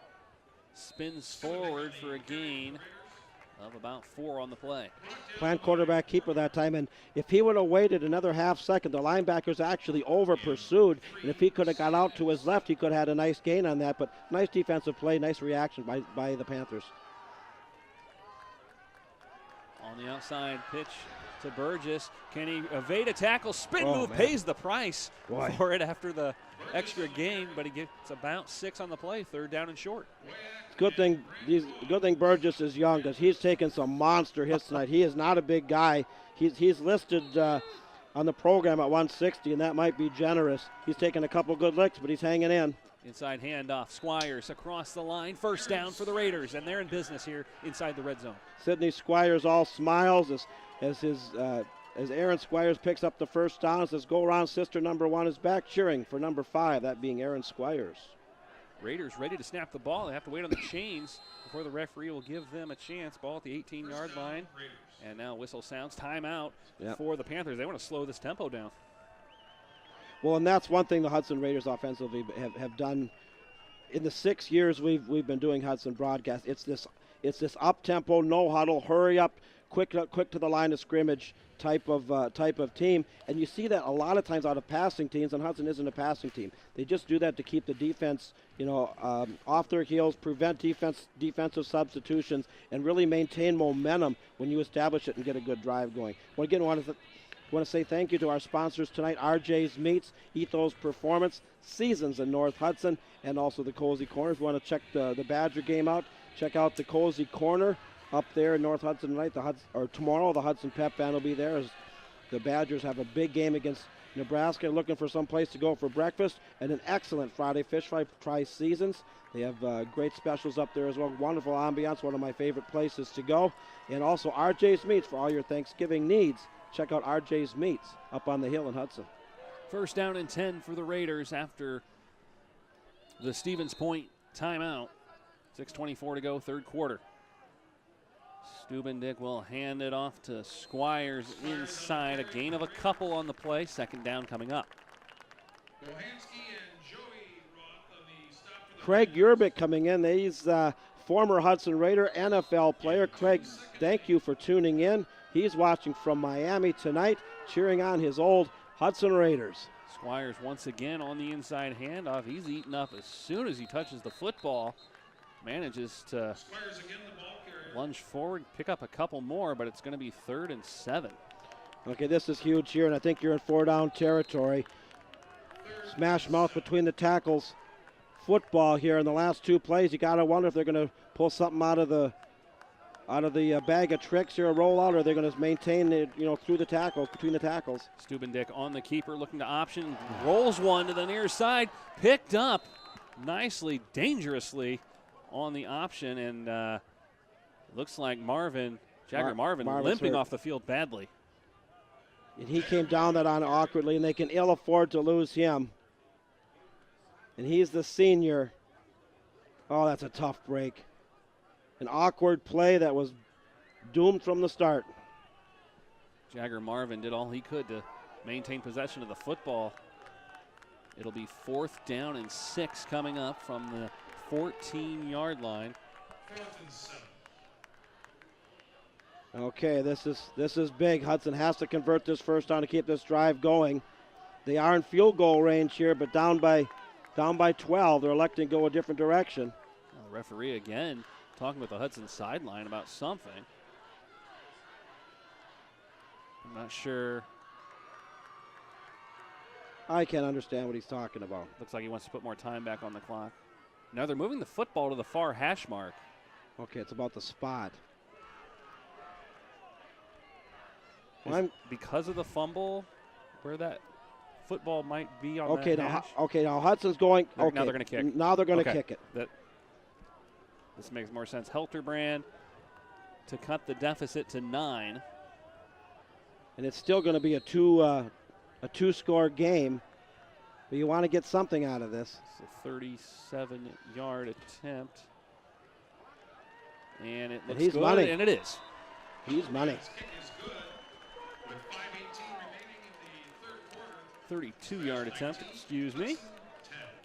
Nonetheless, it's worth 3 points either way, so that's what we'll put on the board. 19-10 the score in favor of the Stevens Point Panthers, but solid drive right there to get something out of it, John, and Hudson not dead yet. Well, just as the Panthers took advantage of the Hudson mistake in the 1st quarter off the botched punt, the Raiders took advantage of the Stevens Point turnover.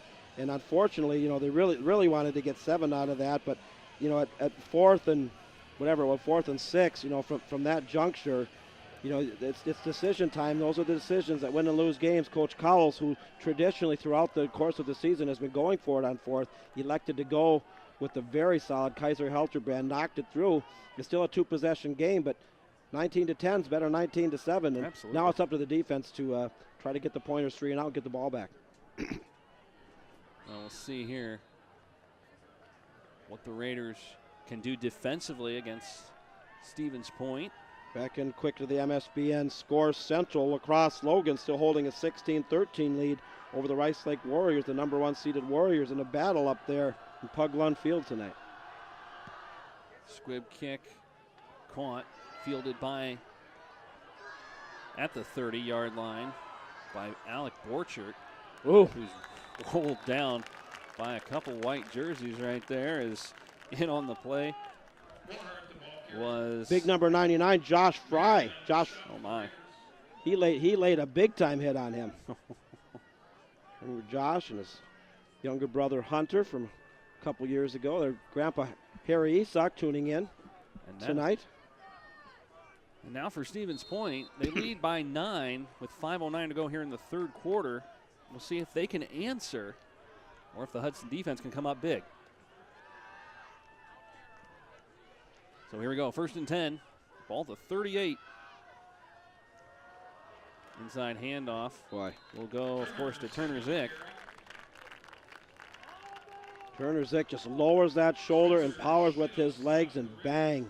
He just comes down on you hard, and he is putting a hurting on the Hudson defense. 5-yard pickup to the 43-yard line for the Panthers. 2nd down coming up, 1 receiver to the far side, but they maintain this pistol formation as they have all game. Inside handoff as Gus Turner Zick once again doesn't get much on the play, maybe a couple, as it'll be 3rd down and 3 for the Smash Panthers.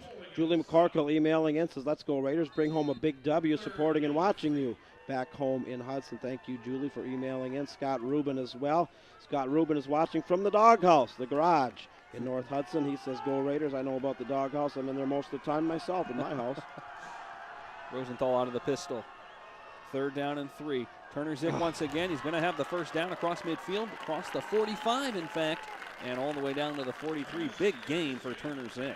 If it ain't broke, don't fix it. And they're just putting the ball in Turner Zick's bread basket, and the offensive line is knocking the Hudson defensive line back on their heels, and he's just doing it. Nothing fancy, nothing elaborate, but it's working. Nearly 15 yards right there, all the way down to the 42. Greta Reese emailing in. She's watching from Japan tonight. She's in Japan for college studies. Hudson is playing for Harambe. Not sure what that means. Brought down. He's down. And you tried to get up and run. No. Jeske not fooling anyone on the field, but it'll be a short gain of about 2. Ball at the 40-yard line, 2nd down and 8 coming up. So Greta, thank you for emailing in and watching us across the ocean in Japan tonight. Dan Smith emailing in. He's watching from Canada while he's on vacation. He wants a shout out to Rick Dubois and Michael Worth and Harambe Jones. So watching from Canada tonight. Dan, thank you for tuning in. Ball at the 40, 2nd down and 8 for Stevens Point. Faking the handoff, firing one, and this one's going to be caught by Hauser, still going to the 10-yard line, and a huge gain for the Panthers on that play. Well, with Hudson keying on the run as well, they should. They've been, getting tuned up on the run, going to the air again successfully. Number 15, Joey Hauser, the big Hauser, 6'8", 215, basketball recruit, but he can also do it on the football field as well. Big frame to throw to. Gain of 31. That's on tough. The pass, and right now, the Panthers in business as they are down to the 10-yard line as they come to the line once again. Hudson has to stop him here. Already down by 9. Two receivers to the right side, faking the handoff, rolling out to his right now is Rosenthal.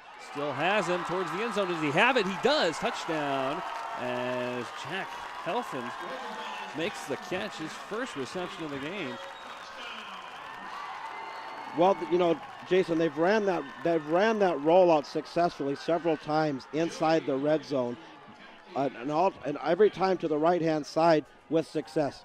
And you know, hey, it works. And Stevens Point's an extra point away from going up 16.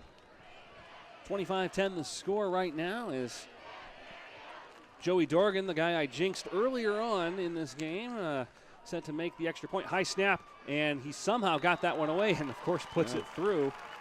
This time 26-10 the score, favoring the Stevens Point Panthers, who answer very quickly to the 3 points that Hudson scored previously.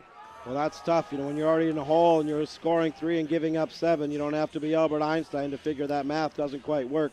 2:21 to go with the 2016 season hanging in the balance. The Hudson Raiders are going to have to pull a magic rabbit out of the hat. Technically, they're down by 2 scores if you ran 2 touchdowns and 2 successful 2-point conversions in Whole Stevens Point. It's not probable, but it is possible. And this is where championships and playoff games are won and lost. Hudson needs a big-time return here, and they have to put some points up on this drive, I feel. 2:21 to go in the third, and the Stevens Point offense is really starting to click. John Newton emailing in says, nice job, boys. He enjoys watching the broadcast. And John, thank you for the flattering words, and I want to thank everybody for tuning in tonight. I know we got a big crowd online. Got some more emails coming in. Rice Lake leads 20-13. They pulled ahead of La Crosse Logan. On the kickoff, another squibber that bounces around on the field, played by Jake Danielson, who falls on the football. Hudson will start at the 34. 2:19 to go here in quarter number 3. And now is the time to kick that offense into gear if you're the Hudson Raiders. They trail by 16 points, and still just 2 possessions if they can get a touchdown and pick up a couple 2-point conversions. Yeah, I mean it's a long uphill climb, but they have to be able to do it. It has to start here. They're going to fire one downfield, wide open on the catch. This is Thomas Berg to the 30, to the 20, to the 10. Shoestring tackle, huge gain. And the Raiders not messing around on their first play from scrimmage. Well, that's exactly what the doctor ordered for the Hudson Raiders. Unfortunately, he wasn't able to get in. He's down there inside the 8. Is my voice starting to give away? I've been on a steady diet of Ricola and various teas and things, and we're going to do everything we can, just like the Hudson Raiders, knocking on the door. 58 yards on the pass reception. They go to the line quickly. Inside handoff. Touchdown Raiders. They answer quickly. Aaron Squires on the run for 8 yards. It's a touchdown, and we'll see what they do. Well, this is exactly what the Hudson Raiders had to do. They're down by 2 scores. 16 points, 2 scores, and 2 2-point conversions just to pull it to a tie. This is huge here, this 2-point conversion. We'll have to see if they can pull it to within 8. So they'll go for 2 as Stubendick fakes it, throwing one to the end zone, and it's caught for the 2-point conversion. Squires on the reception, and look out, Raider fans, here we go. It's an 8-point game. Well, that's momentum was all on the side of Stevens Point, and in a matter of minutes, with that huge big-time pass play and following it up with a touchdown run and then the successful 2-point conversion, the entire dynamic of the game has changed, and the Hudson Raiders pulling to within 8. So for Hudson, a 2-play drive that took 18 seconds. It was capped off or started by a 58-yard pass that hooked up with Thomas Berg, and set it up. He had separation big time. He set it up for Squires, an 8-yard touchdown run, 26-18 the score, and we've got ourselves a football game once again. Emails continuing to to pile in. Michael Worth with some comments on the broadcast. Bobby Ray, he's watching from France while studying abroad. A shout out to all the clowns running around, and Hugh. John Cena emailing in. I kind of doubt that's the John Cena that I think it is. Here, Isak saying, way to go, Raiders, keep it up. All right, so Aaron Squires, his second touchdown of the night. Do not blow your whistle. Thank you. And here we go. Got a crowd warning as Bongo Bruce emails in. Bongo liking this football. He says, go Raiders. Bongo Bruce has been emailing in several times this year. 2 minutes, 1 second remaining. Plenty of time for the Raiders, and especially if they can make a defensive stop on this drive that Stevens Point is about to begin. We expect another squib kick. Every kickoff has been a squib kick from both of these teams tonight. There's a low line drive. It takes a big bounce, fielded at the 15-yard line with a lot of room up the middle, but that hole dissipates very quickly. And a lot of extracurricular activity behind the play that goes unflagged. Well, this is playoff football, ladies and gentlemen. It's all on the line here. We got 1:55 to go in the third quarter. So Stevens Point will start from their own 33-yard line. And somebody keeps blowing a whistle. I don't know who's doing that. They've had 2 warnings. As Kai Olson emailing in says, go Andre Burgess and Jacob Morissette. Kaya's watching from Hudson tonight as the Raiders have struck and got back into this football game. Stevens Point scoring a touchdown on their previous drive, and the ball's on the ground, and Hudson has it. The opportunistic Hudson Raiders have got it back. First play is a fumble. Wow. Oh, Alec Collender falls on the football.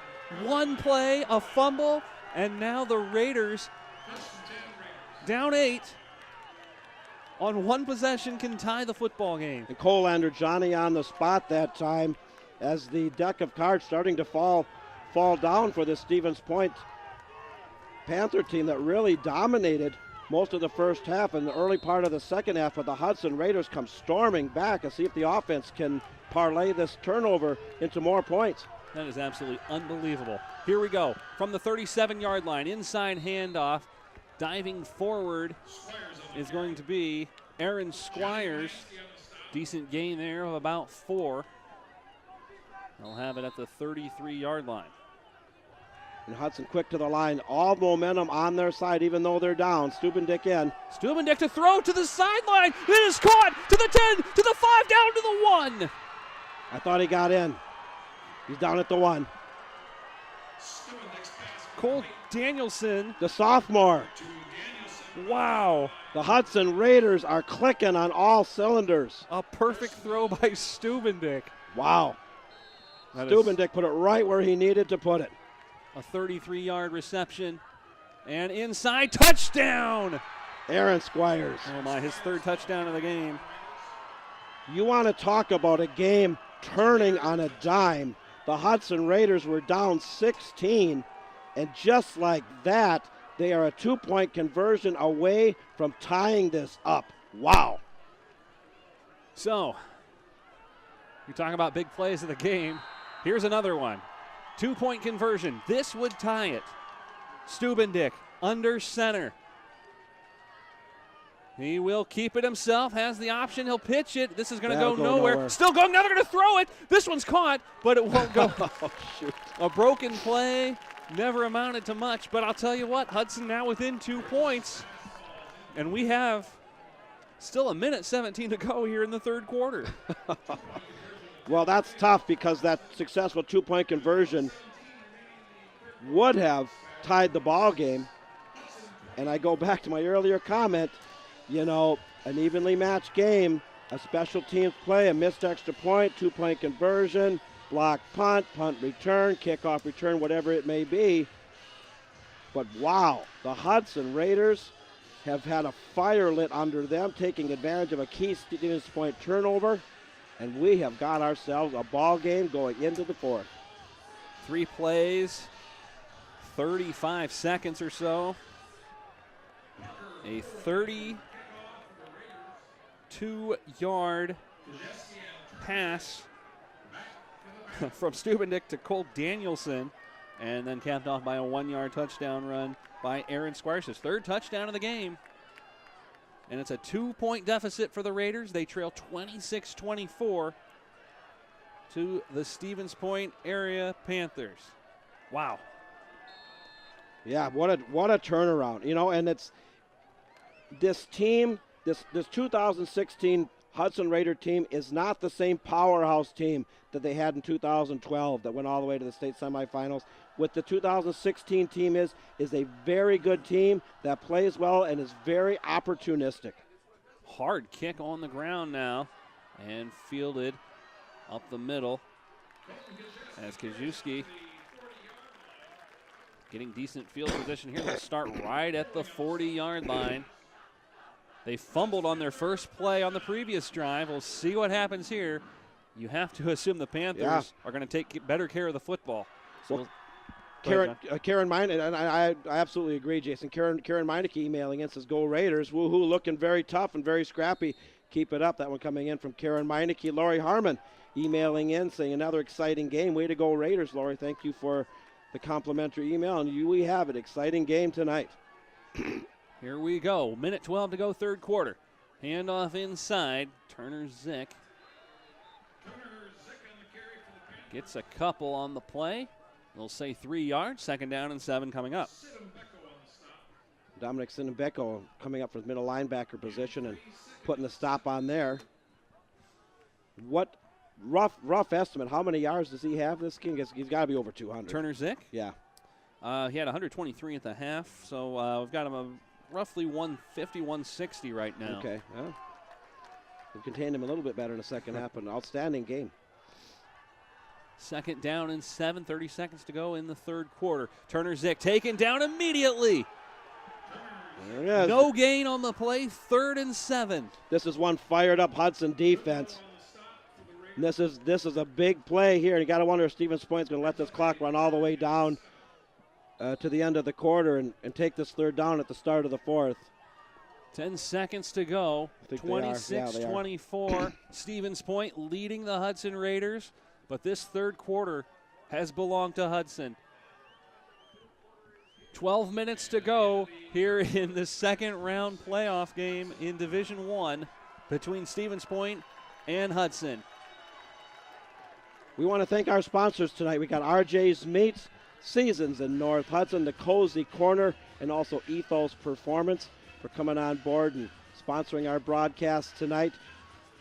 You can visit them at Ethos Performance at ethosperformance.com. Of course, if you're looking for a place to go watch the Badger game tomorrow, you can check out the Cozy Corner. Up there, the Hudson Pep Band's going to be playing at halftime of that one. The Seasons, if you're looking for a place to go for Saturday breakfast and an excellent Friday fish fry, check them out up in Seasons. And for all your meat needs, Thanksgiving coming up, Christmas just around the corner after that, the always great RJ's Meats in Hudson as well. We had the trivia contest. I'll have to talk to Rick and see who won that, and we don't want to give out the correct answer yet.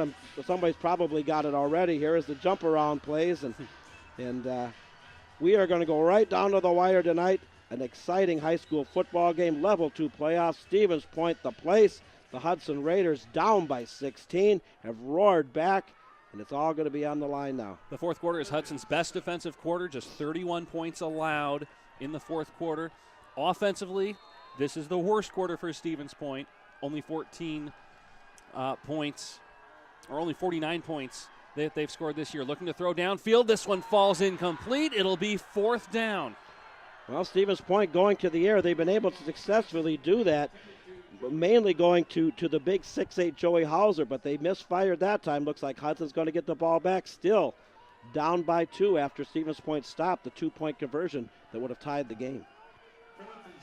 Brett Carey emailing in. It says, nice to see the Raiders capitalize on the turnover. Awesome job. Thank you, Brett Carey. John Rowe emailing in as well. He says, go Raiders. Cheering on the Raiders back home, and I know a lot of you are. Snap is away. Punt is high, and it is a good one. At the 25-yard line. Fair catch called for and bobbled there. It's loose. Oh, boy. Riley Brown calling for that fair catch was stumbling backwards. Looks like he did indeed make the catch. Well, Raiders are going to start pretty deep on their own territory as Tate Davies enjoying the game. He's watching from Scotland tonight. Great game, Raiders. He's giving a shout-out to Stephen Canavati. So we have people from all over, not only all over the state, many states all over the world. We've got Japan, England, Scotland, where else? Germany.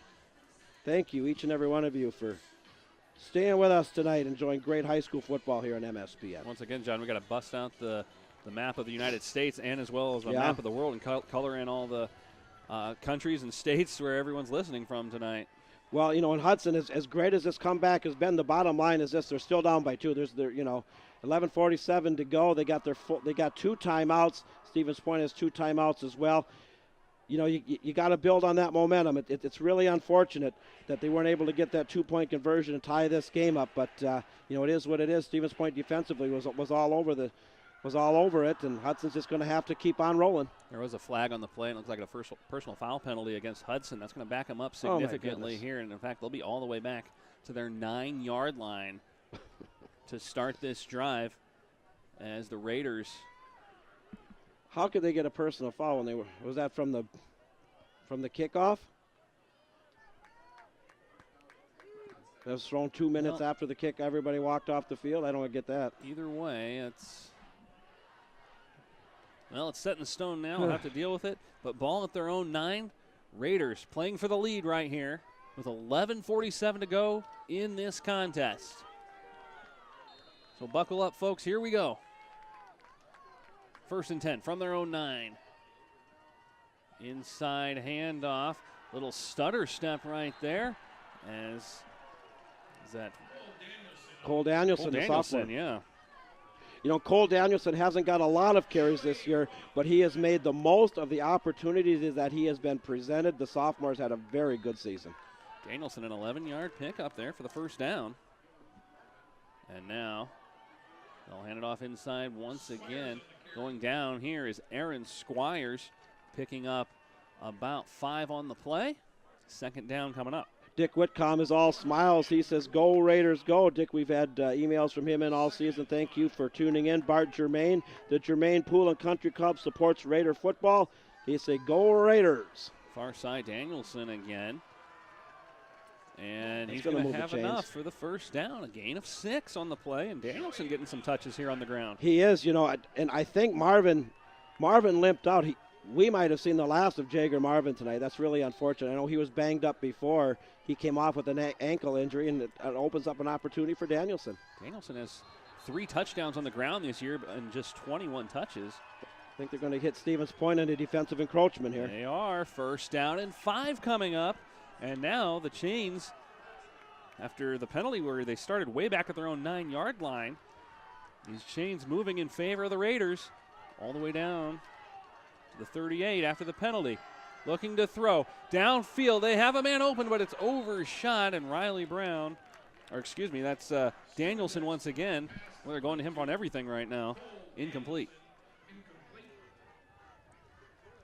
So 2nd down and 5 here. See what the Raiders have up their sleeves here is Stubendick staying in the game under center. Starting to air the ball out a little bit more.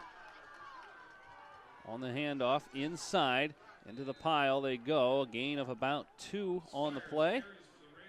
Aaron Squires once again. And Hudson, here it is. I don't know if you go for it on 4th here. Quick play, moving forward, keeping the feet moving, and across the line. Is it going to have a first? Yes. It all comes to the spot, and they're going to get it. Aaron Squires with that big-time second effort. Wow. To the 45-yard line they go. Gain of 4 on the play. 1st down from their own 45, 10:30 and counting. They trail by 2. Inside handoff. Diving forward and another 5-yard gain as Aaron Squires doing work inside. Well, there it is. Joey Roth for Stevens Point limping off the field right now. He had to hurry to the sideline. He's down. Both of these teams have had a couple injuries. These football teams are doing anything and everything they can to win here. It's playoff football, fourth quarter. It's all on the line. They'll go inside once again, right at the marker. It's going to be close. And a first down. Squires again. So here we go. Jade's moving again. First down. Well, Hudson chewing up a lot of clock on this drive as well. It's 9:52 to go. Still down by 2. Ninth play of the drive coming up. Under 10 minutes to go. One receiver to the right side. Stubendick under center. Flag from the backfield immediately on the snap. That'll stop the clock. Gain of 4 on the play. We'll see what the penalty is.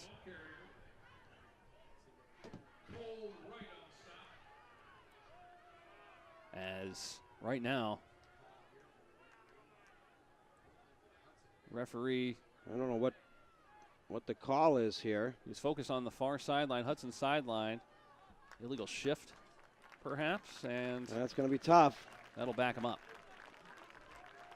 Brett Carey emailing in. It says, nice selection of running plays the Raiders are running tonight. Cowles is mixing it up well. I would agree with that. They've had success through the air, but on the ground here and driving into Stevens Point territory, the penalty hurt. Looking to throw now is Stubendick down the sideline, and a flag comes flying in. Defensive pass interference. Coming much to the chagrin of the near sideline as the far sideline fans going crazy right now in celebration.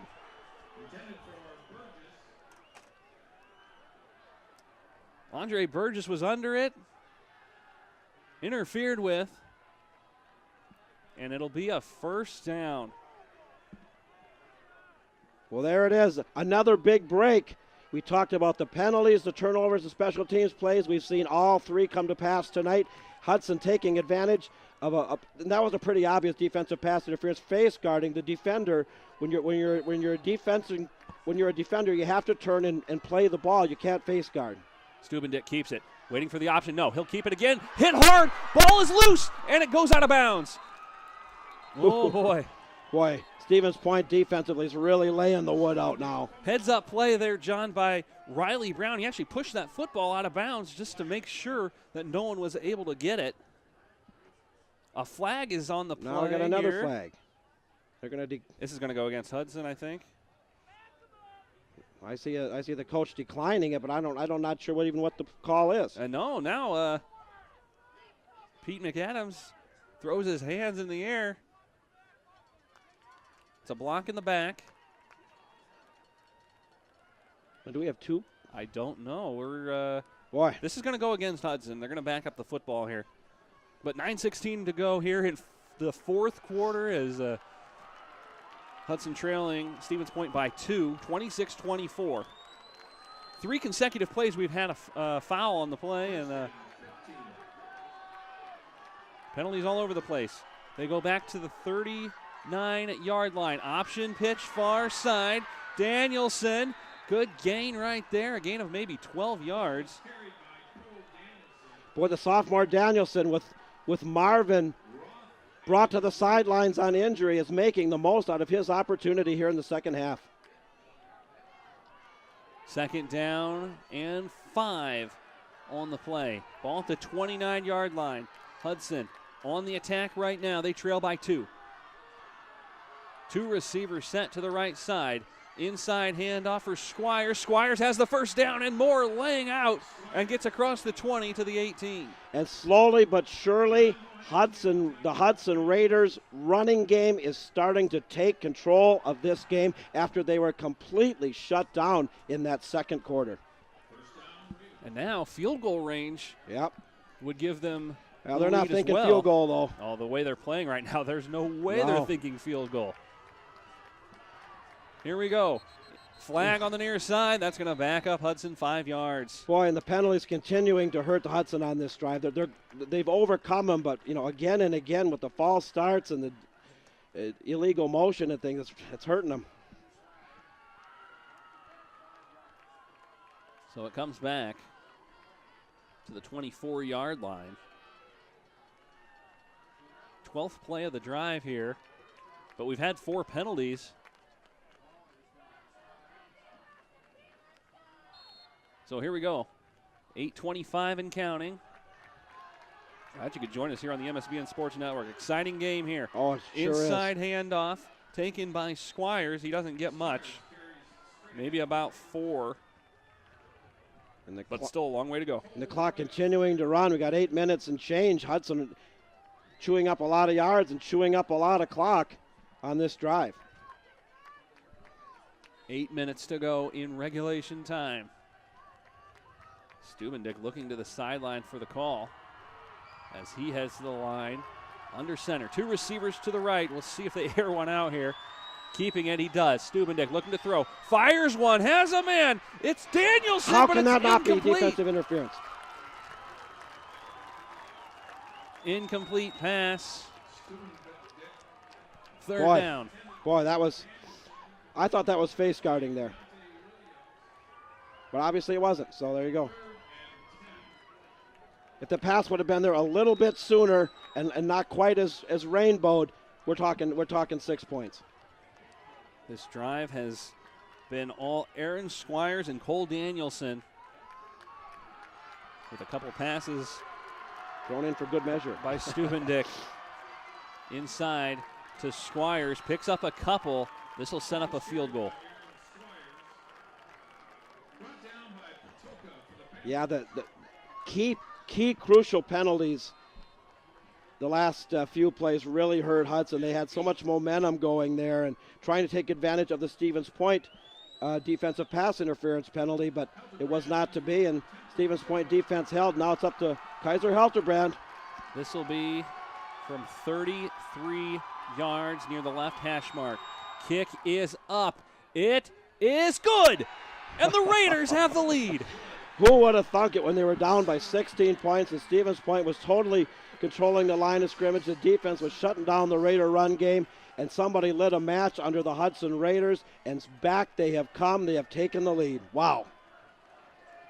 Kaiser Helterbrand gives the Raiders the lead after the field goal. That drive, John, started way back at the 9-yard line, if you remember, and they managed to push it all the way up to the 17, only to get a field goal out of it. But nonetheless, Hudson with the lead here, 27-26. Well, you wanted 7 out of that, but the Stevens Point defense stiffened when it had to. The penalties really hurt, but the Hudson running game, Cole Danielson and Aaron Squires primarily got it done. The Hudson offensive line, which really was not able to successfully open up the lanes in the first half for the most part. As this game has worn on, they've been able to do it. They found somehow, some way to do it, and now the Hudson Raider defense is going to have to protect this very slim 1-point lead. As my voice is, I'm going to hang in there as best I can. This is too exciting to miss. You're doing great. 7:03 remaining in quarter number 4. The Hudson Raiders with their first lead of the game. Now it's up to the defense. Low kick, fielded at the 15-yard line, and by who else? Gus Turner-Zick gets it to the 35. Well, I want to say hello to my dad emailing in. My dad is Victor Wecken, watching north of Hayward tonight, and we had him on earlier this year. He says, way to come back, Hudson, and Dad, glad to have you on board. Harry Isak emailing in, says, way to go, Raiders, keep on rolling. Dick Whitcomb as well emailing in. Do I got the score wrong on the website? I don't think I do. Here we go. Rosenthal. Maybe I do. Out of the pistol. Takes the snap. Handing it off to Turner-Zick, who breaks free to midfield, but wrapped up there Big gain for Gus Turner-Zick down to the 45-yard line. Big gain of 19 yards. Well, yeah, he's been doing it all night. He's creeping in on 200 yards, and the Hudson defense was able to shut him down earlier, but he's getting back in the groove.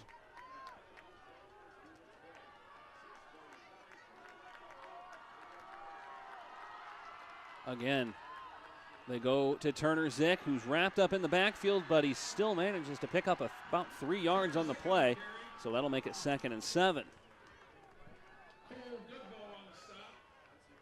And right now they are moving the football down to the 43-yard line.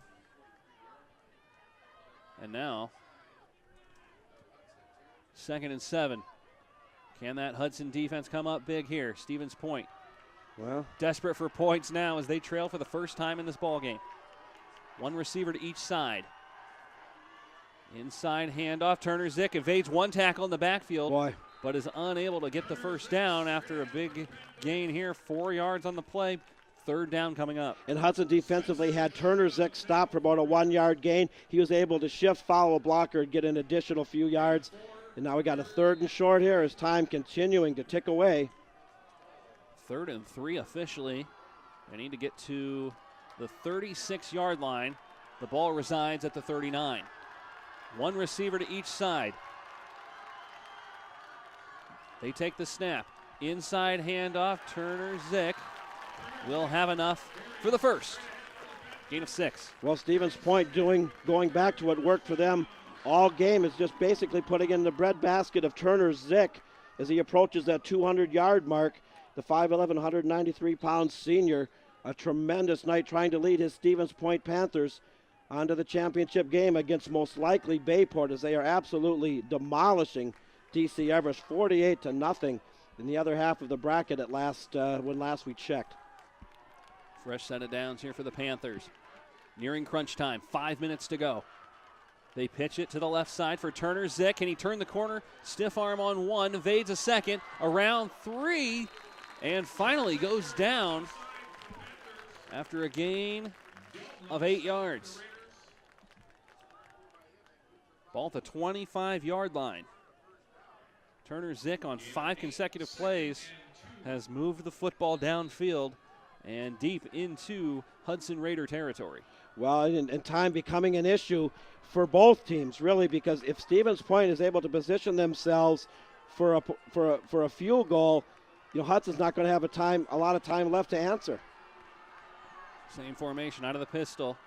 Turner-Zick inside, cuts to the right, has a lot of room, still going, and has the first down and more.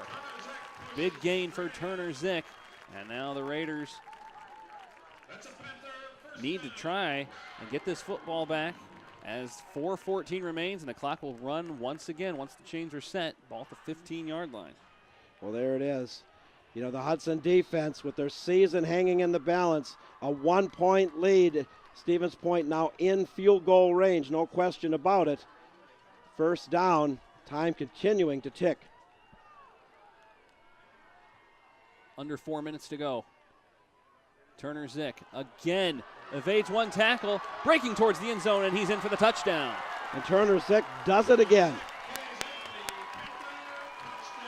7 plays, all on the ground, all to Gus Turner-Zick. Well, they if it ain't broke, don't fix it. They put the ball in Turner-Zick's hands, the senior, and he basically marched the Stevens Point Panthers down the field on his own shoulders. And they're going to go for 2. This is huge here because they're up by 5. And if they successfully do this, it'll be up by 7. Hudson's going to have the ball. They have 2 timeouts to work with. Here it is. They've gone to Turner-Zick on each and every play of this drive. Will they do it again? Out of the shotgun this time, he has Turner-Zick to his left. Rosenthal looking to throw, fading one to the back of the end zone. Throws it up for the big man. Touchdown, or 2-point conversion rather, is good. As Hauser, boy, that's tough when you have Hauser 6'8". You just throw it up to him, and he comes down with it easily. That is a meet me at the corner, and you're trying to defense a 6'8" guy. that's a basketball big-time recruit and can jump and has a wingspan of however big. That's the old Ron Jaworski to Harold Carmichael, meet me at the corner from another day, and it worked. 34-27, Stevens Point. And now we set up some incredible drama here potentially, as with just 3:52 left and 2 timeouts, the Hudson Raiders will have the football after this squib kick that's inevitably coming. And we do have a final in from Bayport. It wasn't even in doubt. Bayport, the number 1 seeded, undefeated Bayport Pirates, 62. DC Everest Evergreens, 12. The winner of this game goes to Bayport next week. Hudson has seemingly scored at will here in the second half. They've scored on each of their last 4 possessions. And here we go. Squib kick. 3 hopper, takes a big hop, and look out. All the way from the backfield, this is Burgess. Can he make something happen? No. It's the first time he's got his hands on the ball in a kickoff all night. And he sprinted forward to get that ball. You had to have been yelled, mine, mine, mine. It took a big hop for him, but not a lot happening on the return. They'll start at the 30, where are we at? The 33-yard line. And Hudson, what very well could be their last chance to tie this football game up. Yeah, you know, and it goes without saying you're in 4-down territory with only 2 timeouts, 3:47 to go, down by 7. It's all on the line, the game, the season. Let's see if the Raiders got one more drive left in them. Stubendick keeping it, goes down in the backfield, and it'll be a loss of a couple. Stubendick keeps on the play. Parker Giroux on the stop for the Panthers. Loss of 2. Well, not a good way to start the drive. All right, well, 2nd and 12 here. They hand it off inside to Squires. Modest gain there of about 5, but they need a lot more than that here on 3rd and 7. Well, when you lose yards on 1st down, that puts you in such a hole. And Hudson almost forced, really, at this point, to go to the air. Stubendick is remaining in. A lot of times they'll go to Helterbrand. Max Stubendick, the junior, under center. They pitch it to the far side. It's going to be Danielson, who gets close to the marker. Diving forward, he's going to be a couple short. 4th down coming up. Well, here it is. The season basically on the line. Hudson does have 2 timeouts to potentially stop the clock. No 2-minute warning in high school football. This is basically probably the game here. They need to pick up a couple. A short 2. 4th down. Stubendick under center. As Danielson bouncing around there in the backfield. Stubendick looking to the sideline, barking out new signals as they'll pitch it to the far side. 1 to beat. Spin move. He goes down, and he didn't get it. Well, Hudson went to the outside. They only needed the 2. Chose not to go between the tackles. Went on a pitch play on the outside, and it was not to be. Stevens Point defensively has been fast to the ball on those pitch plays all night. Turnover on downs and just 2 minutes, 13 seconds left. Hudson's going to have to be perfect here on defense. Yeah, they are. You know, and I don't know if the math is going to work out here. Hudson does have the 2 timeouts. They let quite a bit of clock run off too on that last play. I'm surprised Hudson didn't even use a timeout there, but you have to save them in case you know. And best case scenario here, it looks like about a minute they can get the ball back, and that's best case scenario. Yeah. They have 2 timeouts. And Turner Zick breaks free on the far side. He has the 1st down. He needs to stay in bounds for their sake, and he does. And the clock does stop temporarily with the movement of chains, but now, as an added angle, they're in field goal range, and they're already up by 7. You know, potentially making a 2-possession game. Gain of 21 yards for Turner Zick. That certainly has to put him over 200 yards, and I believe it does. Yeah, it's got to. But 2:04 to go as they come to the line. And once again, here we go. Handoff, Turner Zick inside. Looked like he went untouched into the end zone, 20-yard touchdown. That's going to do it here as Stevens Point goes up 40-27. Well, when they needed to, they stopped Hudson, protected that 7-point lead, turned it over on downs, and that pretty much sealed the deal on the 2016 season for the Hudson Raiders. 20 yards, 2 plays, or 41 total yards on 2 plays. Turner Zick has been, he's touched the football on each of the last 11 plays for Stevens Point. Yeah, it's been all him. Extra point up and good. Well, the only possibility is Hudson would have to score quickly, have a successful onside kick. But, just as Hudson turned the table so quickly at Stevens Point to get back in the game, the Stevens Point Panthers have just done the same to the Hudson Raiders here at the close of the fourth. Well, 41-27 in favor of Stevens Point. We're looking to get a shot at number 1 seeded Bayport next week, but Hudson clinging to life support right now. Yeah. As they'll have the football after this squib kick coming up. Well, Hudson had the chance. They had to convert the 4th and 2, and were not able to do it. And then Stevens Point just sealed the deal by putting up another touchdown. 1:59 to go in this game. A 14-point lead here. This one is going to be loose, and a couple Hudson players jumping on the football. They'll have it at about the 36-yard line to start this drive. And, John, as you mentioned, they need to score very quickly. They've got a couple timeouts, but they've got to score quickly and then recover an onside kick. Yeah, it's going to be tough. This game was a lot closer. If this ends up being the final score, this game was a lot closer than that score is going to indicate. But the Stevens Point Panthers made the big plays at the crucial moments when they needed to. 3 receivers to the left. Helterbrand into the game to make some passes here. They throw one up the middle. This one's caught, and it'll be a first down. They'll stop the clock. We'll see. As Kella, number 89, making the catch. They hurry to the line. Clock still stopped until the referees make the signal. They do. 3 receivers to the right, faking the throw. Here is Helterbrand. Throws one downfield. Caught. And did he get out of bounds? No, he didn't. But the clock's supposed to stop anyway with the movement of chains. No. Berg makes the catch. As they hurry back to the line, the clock will start on the referee's whistle and expect the Raiders to snap it almost immediately afterwards. Clock continues to run now. 1:34. Helterbrand looking to throw, being wrapped up and hit hard in the backfield. Well, Stevens Point has nothing to lose. They're just throwing everything but the kitchen sink on that blitz. Grant Roth breaking through the line as the pocket collapsed very quickly on Helterbrand. And now this will be second down and forever. Helterbrand back to throw. Blitz coming again, and he's wrapped up in the backfield again. And a timeout coming here by Hudson.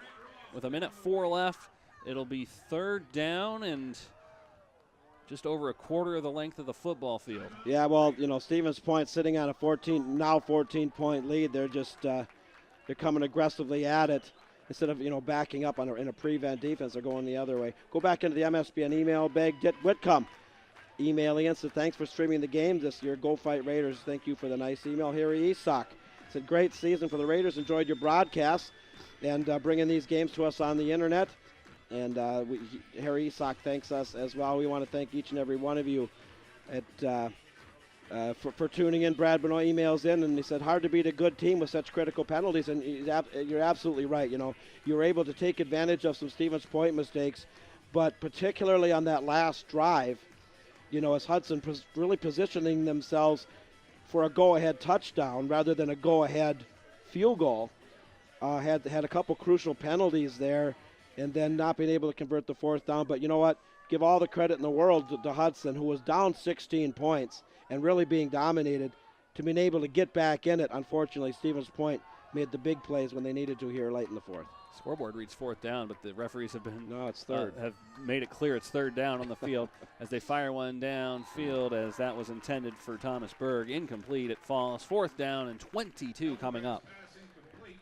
Well, it's an unfortunate way to end the game. Such an exciting game, such an exciting season for the Hudson Raiders here in 2016. And a good bounce-back season for the Raiders absolutely. after last year. Only 2 wins last year. They went to 7-2 this year, and 8-2 with the win last week in the level 1 playoffs. Hilterbrand trying to air one out, evades a tackle. He's got time. He's going to follow a blocker. He'll see if he can get to the marker. He's got to get to the first down marker. He does, and goes down. A flag comes flying in. 2 flags now into the same spot. I don't know if we're going to have a hold. 48 seconds remaining. But the clock is stopped with the penalties anyway. He couldn't go out of bounds. He had to get to that marker. And it's going to be a flag against Hudson, it looks like, based on the frustration of a lot of the players in white. And that's kind of what's gone wrong here in the last 5 minutes of the game for the Raiders. It's just these key penalties. Yeah. And if that's the case, you can decline. Well, wait a minute. No, you can't decline it. Because he got the first down.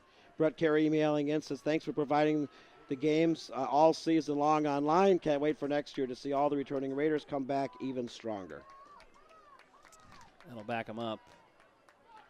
A final up in Puglund Field tonight is the Rice Lake Warriors, number 1 ranked, move on with a hard-fought close 27-23 victory over La Crosse Logan.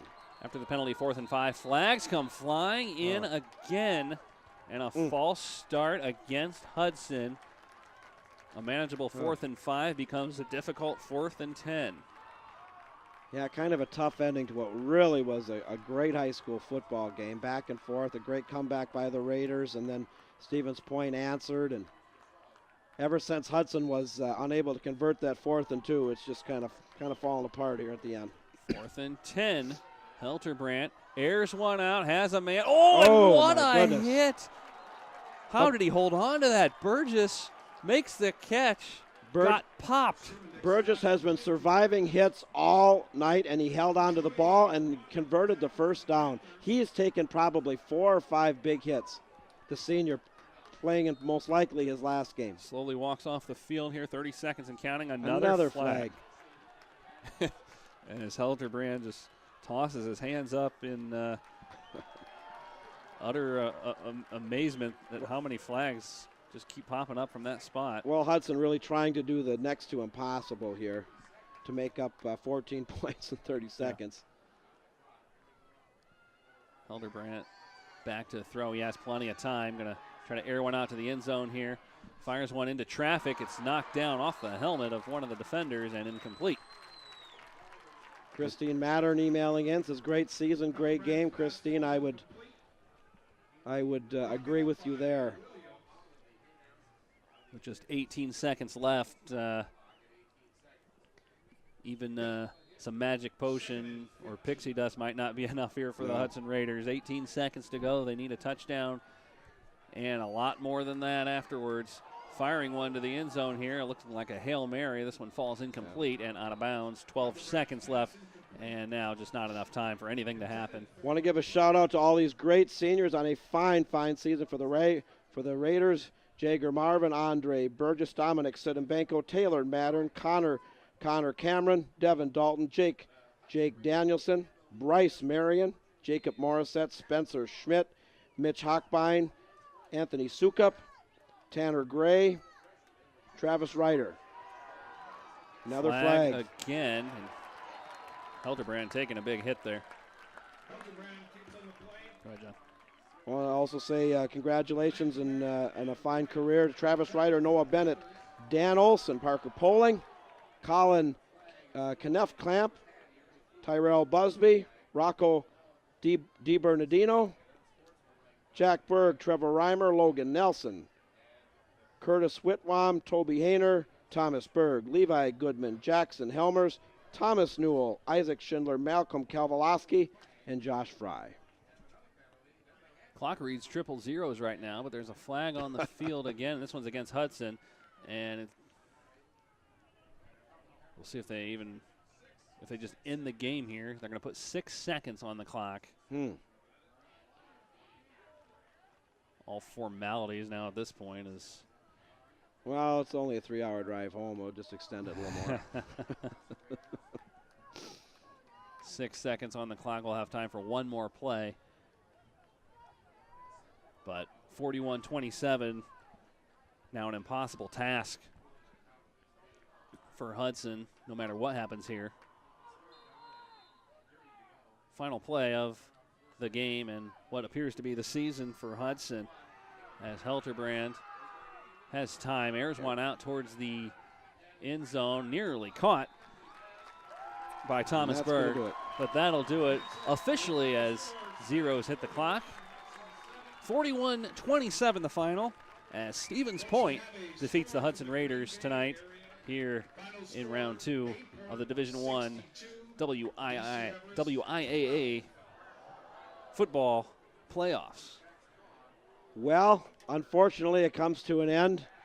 A really a good game. This score really doesn't indicate how close this game was. You know, Hudson, pulled ahead 27-26, and Stevens Point was able to close the deal there in the closing minutes. Hudson tried to get back into it, was unable to convert a 4th and 2 when a pitch play went wide, and Stevens Point defensively was able to shut them down. But a great season. They're going to end the year 8-3, a second place finish in the Big Rivers Conference, and advancing to level 2 for the 4th time in 5 years. State back-to-back state semifinal appearances in 12 and 13, level 2 in 2014, and then here again in level 2 in 2015. For the seniors, emotions running high as their careers have come to an end. It was a great season, and what do you say? It's you knew Hudson was going to be the underdog coming in. They gave it all they had, and was able to pull out ahead for a short time, and with a 1-point lead with the Kaiser Helterbrand field goal there in the 4th, but it just was not to be. Stevens Point made the plays they needed to make, and a very exciting high school football game. Kind of a makeshift, kind of a sloppy ending there, but it really was. When Stevens Point, put the second touchdown in to go up by 14, it was pretty much all history there, and onward and upward for these athletes, and a great season.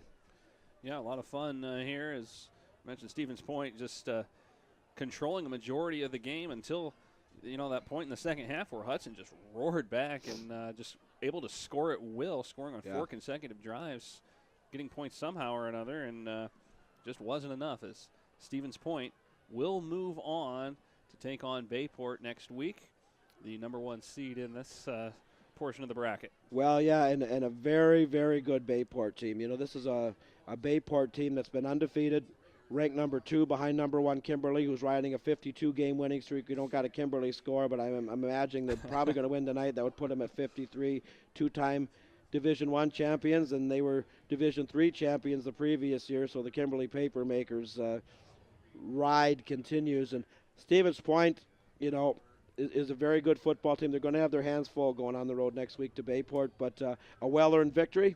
Hats off to them. And again, a great season for the Hudson Raiders. And, a lot to look forward to next year. They bounced back so well this year, and you have so many players, especially, guys who had so many touches. You got Squires, who's a junior this year, Danielson, who's a sophomore, and then you have both your quarterbacks, Stubendick and Helterbrand, that will be returning. So there's a lot, especially from your key position players that are going to be returning. Next year should be another fun year for the Hudson Raiders. Oh, absolutely, and it's this program continues to be one of the top programs in Division I. That's ever since really that movement started in 2009. They slipped a little bit in 2010, made the playoffs in 2011 with a good season, 12 and 13, back-to-back conference championships, state semifinals, an excellent season in 2014. Really had a tough season in 2015. They were a much better team, in my opinion, than that record indicated, but bounced back very strong, 7-2. Their only 2 losses prior to this game to a Menominee Mustang team that was undefeated conference champions, and they're advancing on, I believe. Get a score update on that. And then the Rice Lake Warriors, another number 1 seed, they're advancing on to Division III. So, going on the road this year and beating 4 playoff teams, Greenfield, Heartland Arrowhead, Superior, and Chippewa Falls, they have nothing to hang their head about. They're going to feel disappointed, of course, for losing, particularly when you thought, at the end there they were going to pull it out, but it just was not to be. But great job. It's been a great season. Put a lot of miles on this year. I want to thank everybody for they contributed into to doing this, and we'll rest for a little bit. We got to go do some Minnesota games tomorrow, and then some playoff games over there, and then onward and upward to the winter sports season, which is just around the corner. All right. Well, that's going to do it here from Stevens Point, Wisconsin. I want to thank John Wecken and John Reen, who's up running on all the camera work and did a great job up there for us. And I want to thank everyone listening in Hudson that tuned in tonight. I'm sure we had a great crowd, and from the emails, it sounds like we were listening from all over the country, all over the world. And Jason, I want to thank you tonight. Joe Moore, our regular play-by-play guy, was unable to make it tonight, and you stepped in, and you've been with us doing games over in Minnesota for a couple of years. You did a phenomenal job. I want to thank you, and it's going to be a tough trip home, but hey, it was well worth the trip, even though we don't come out of here with the win. And thank you for a job well done. Oh yeah, I had this is a lot of fun. I mean, you bet. 3 hours. That's not a big deal. That's not too. I've done much worse than that. So. All right. Well, we'll wrap things up here. Once again, the final from Gerke Field in Stevens Point, Wisconsin, 41-27. Stevens Point improves to 10-1 on the season. They advance into the next round to take on number 1 seed Bayport, while the Hudson Raiders in their season falling to 8-3. For John Reed and John Wecken, my name's Jason Knuth. Thank you for joining us here on this presentation of the MSBN Sports Network. Good night, everybody.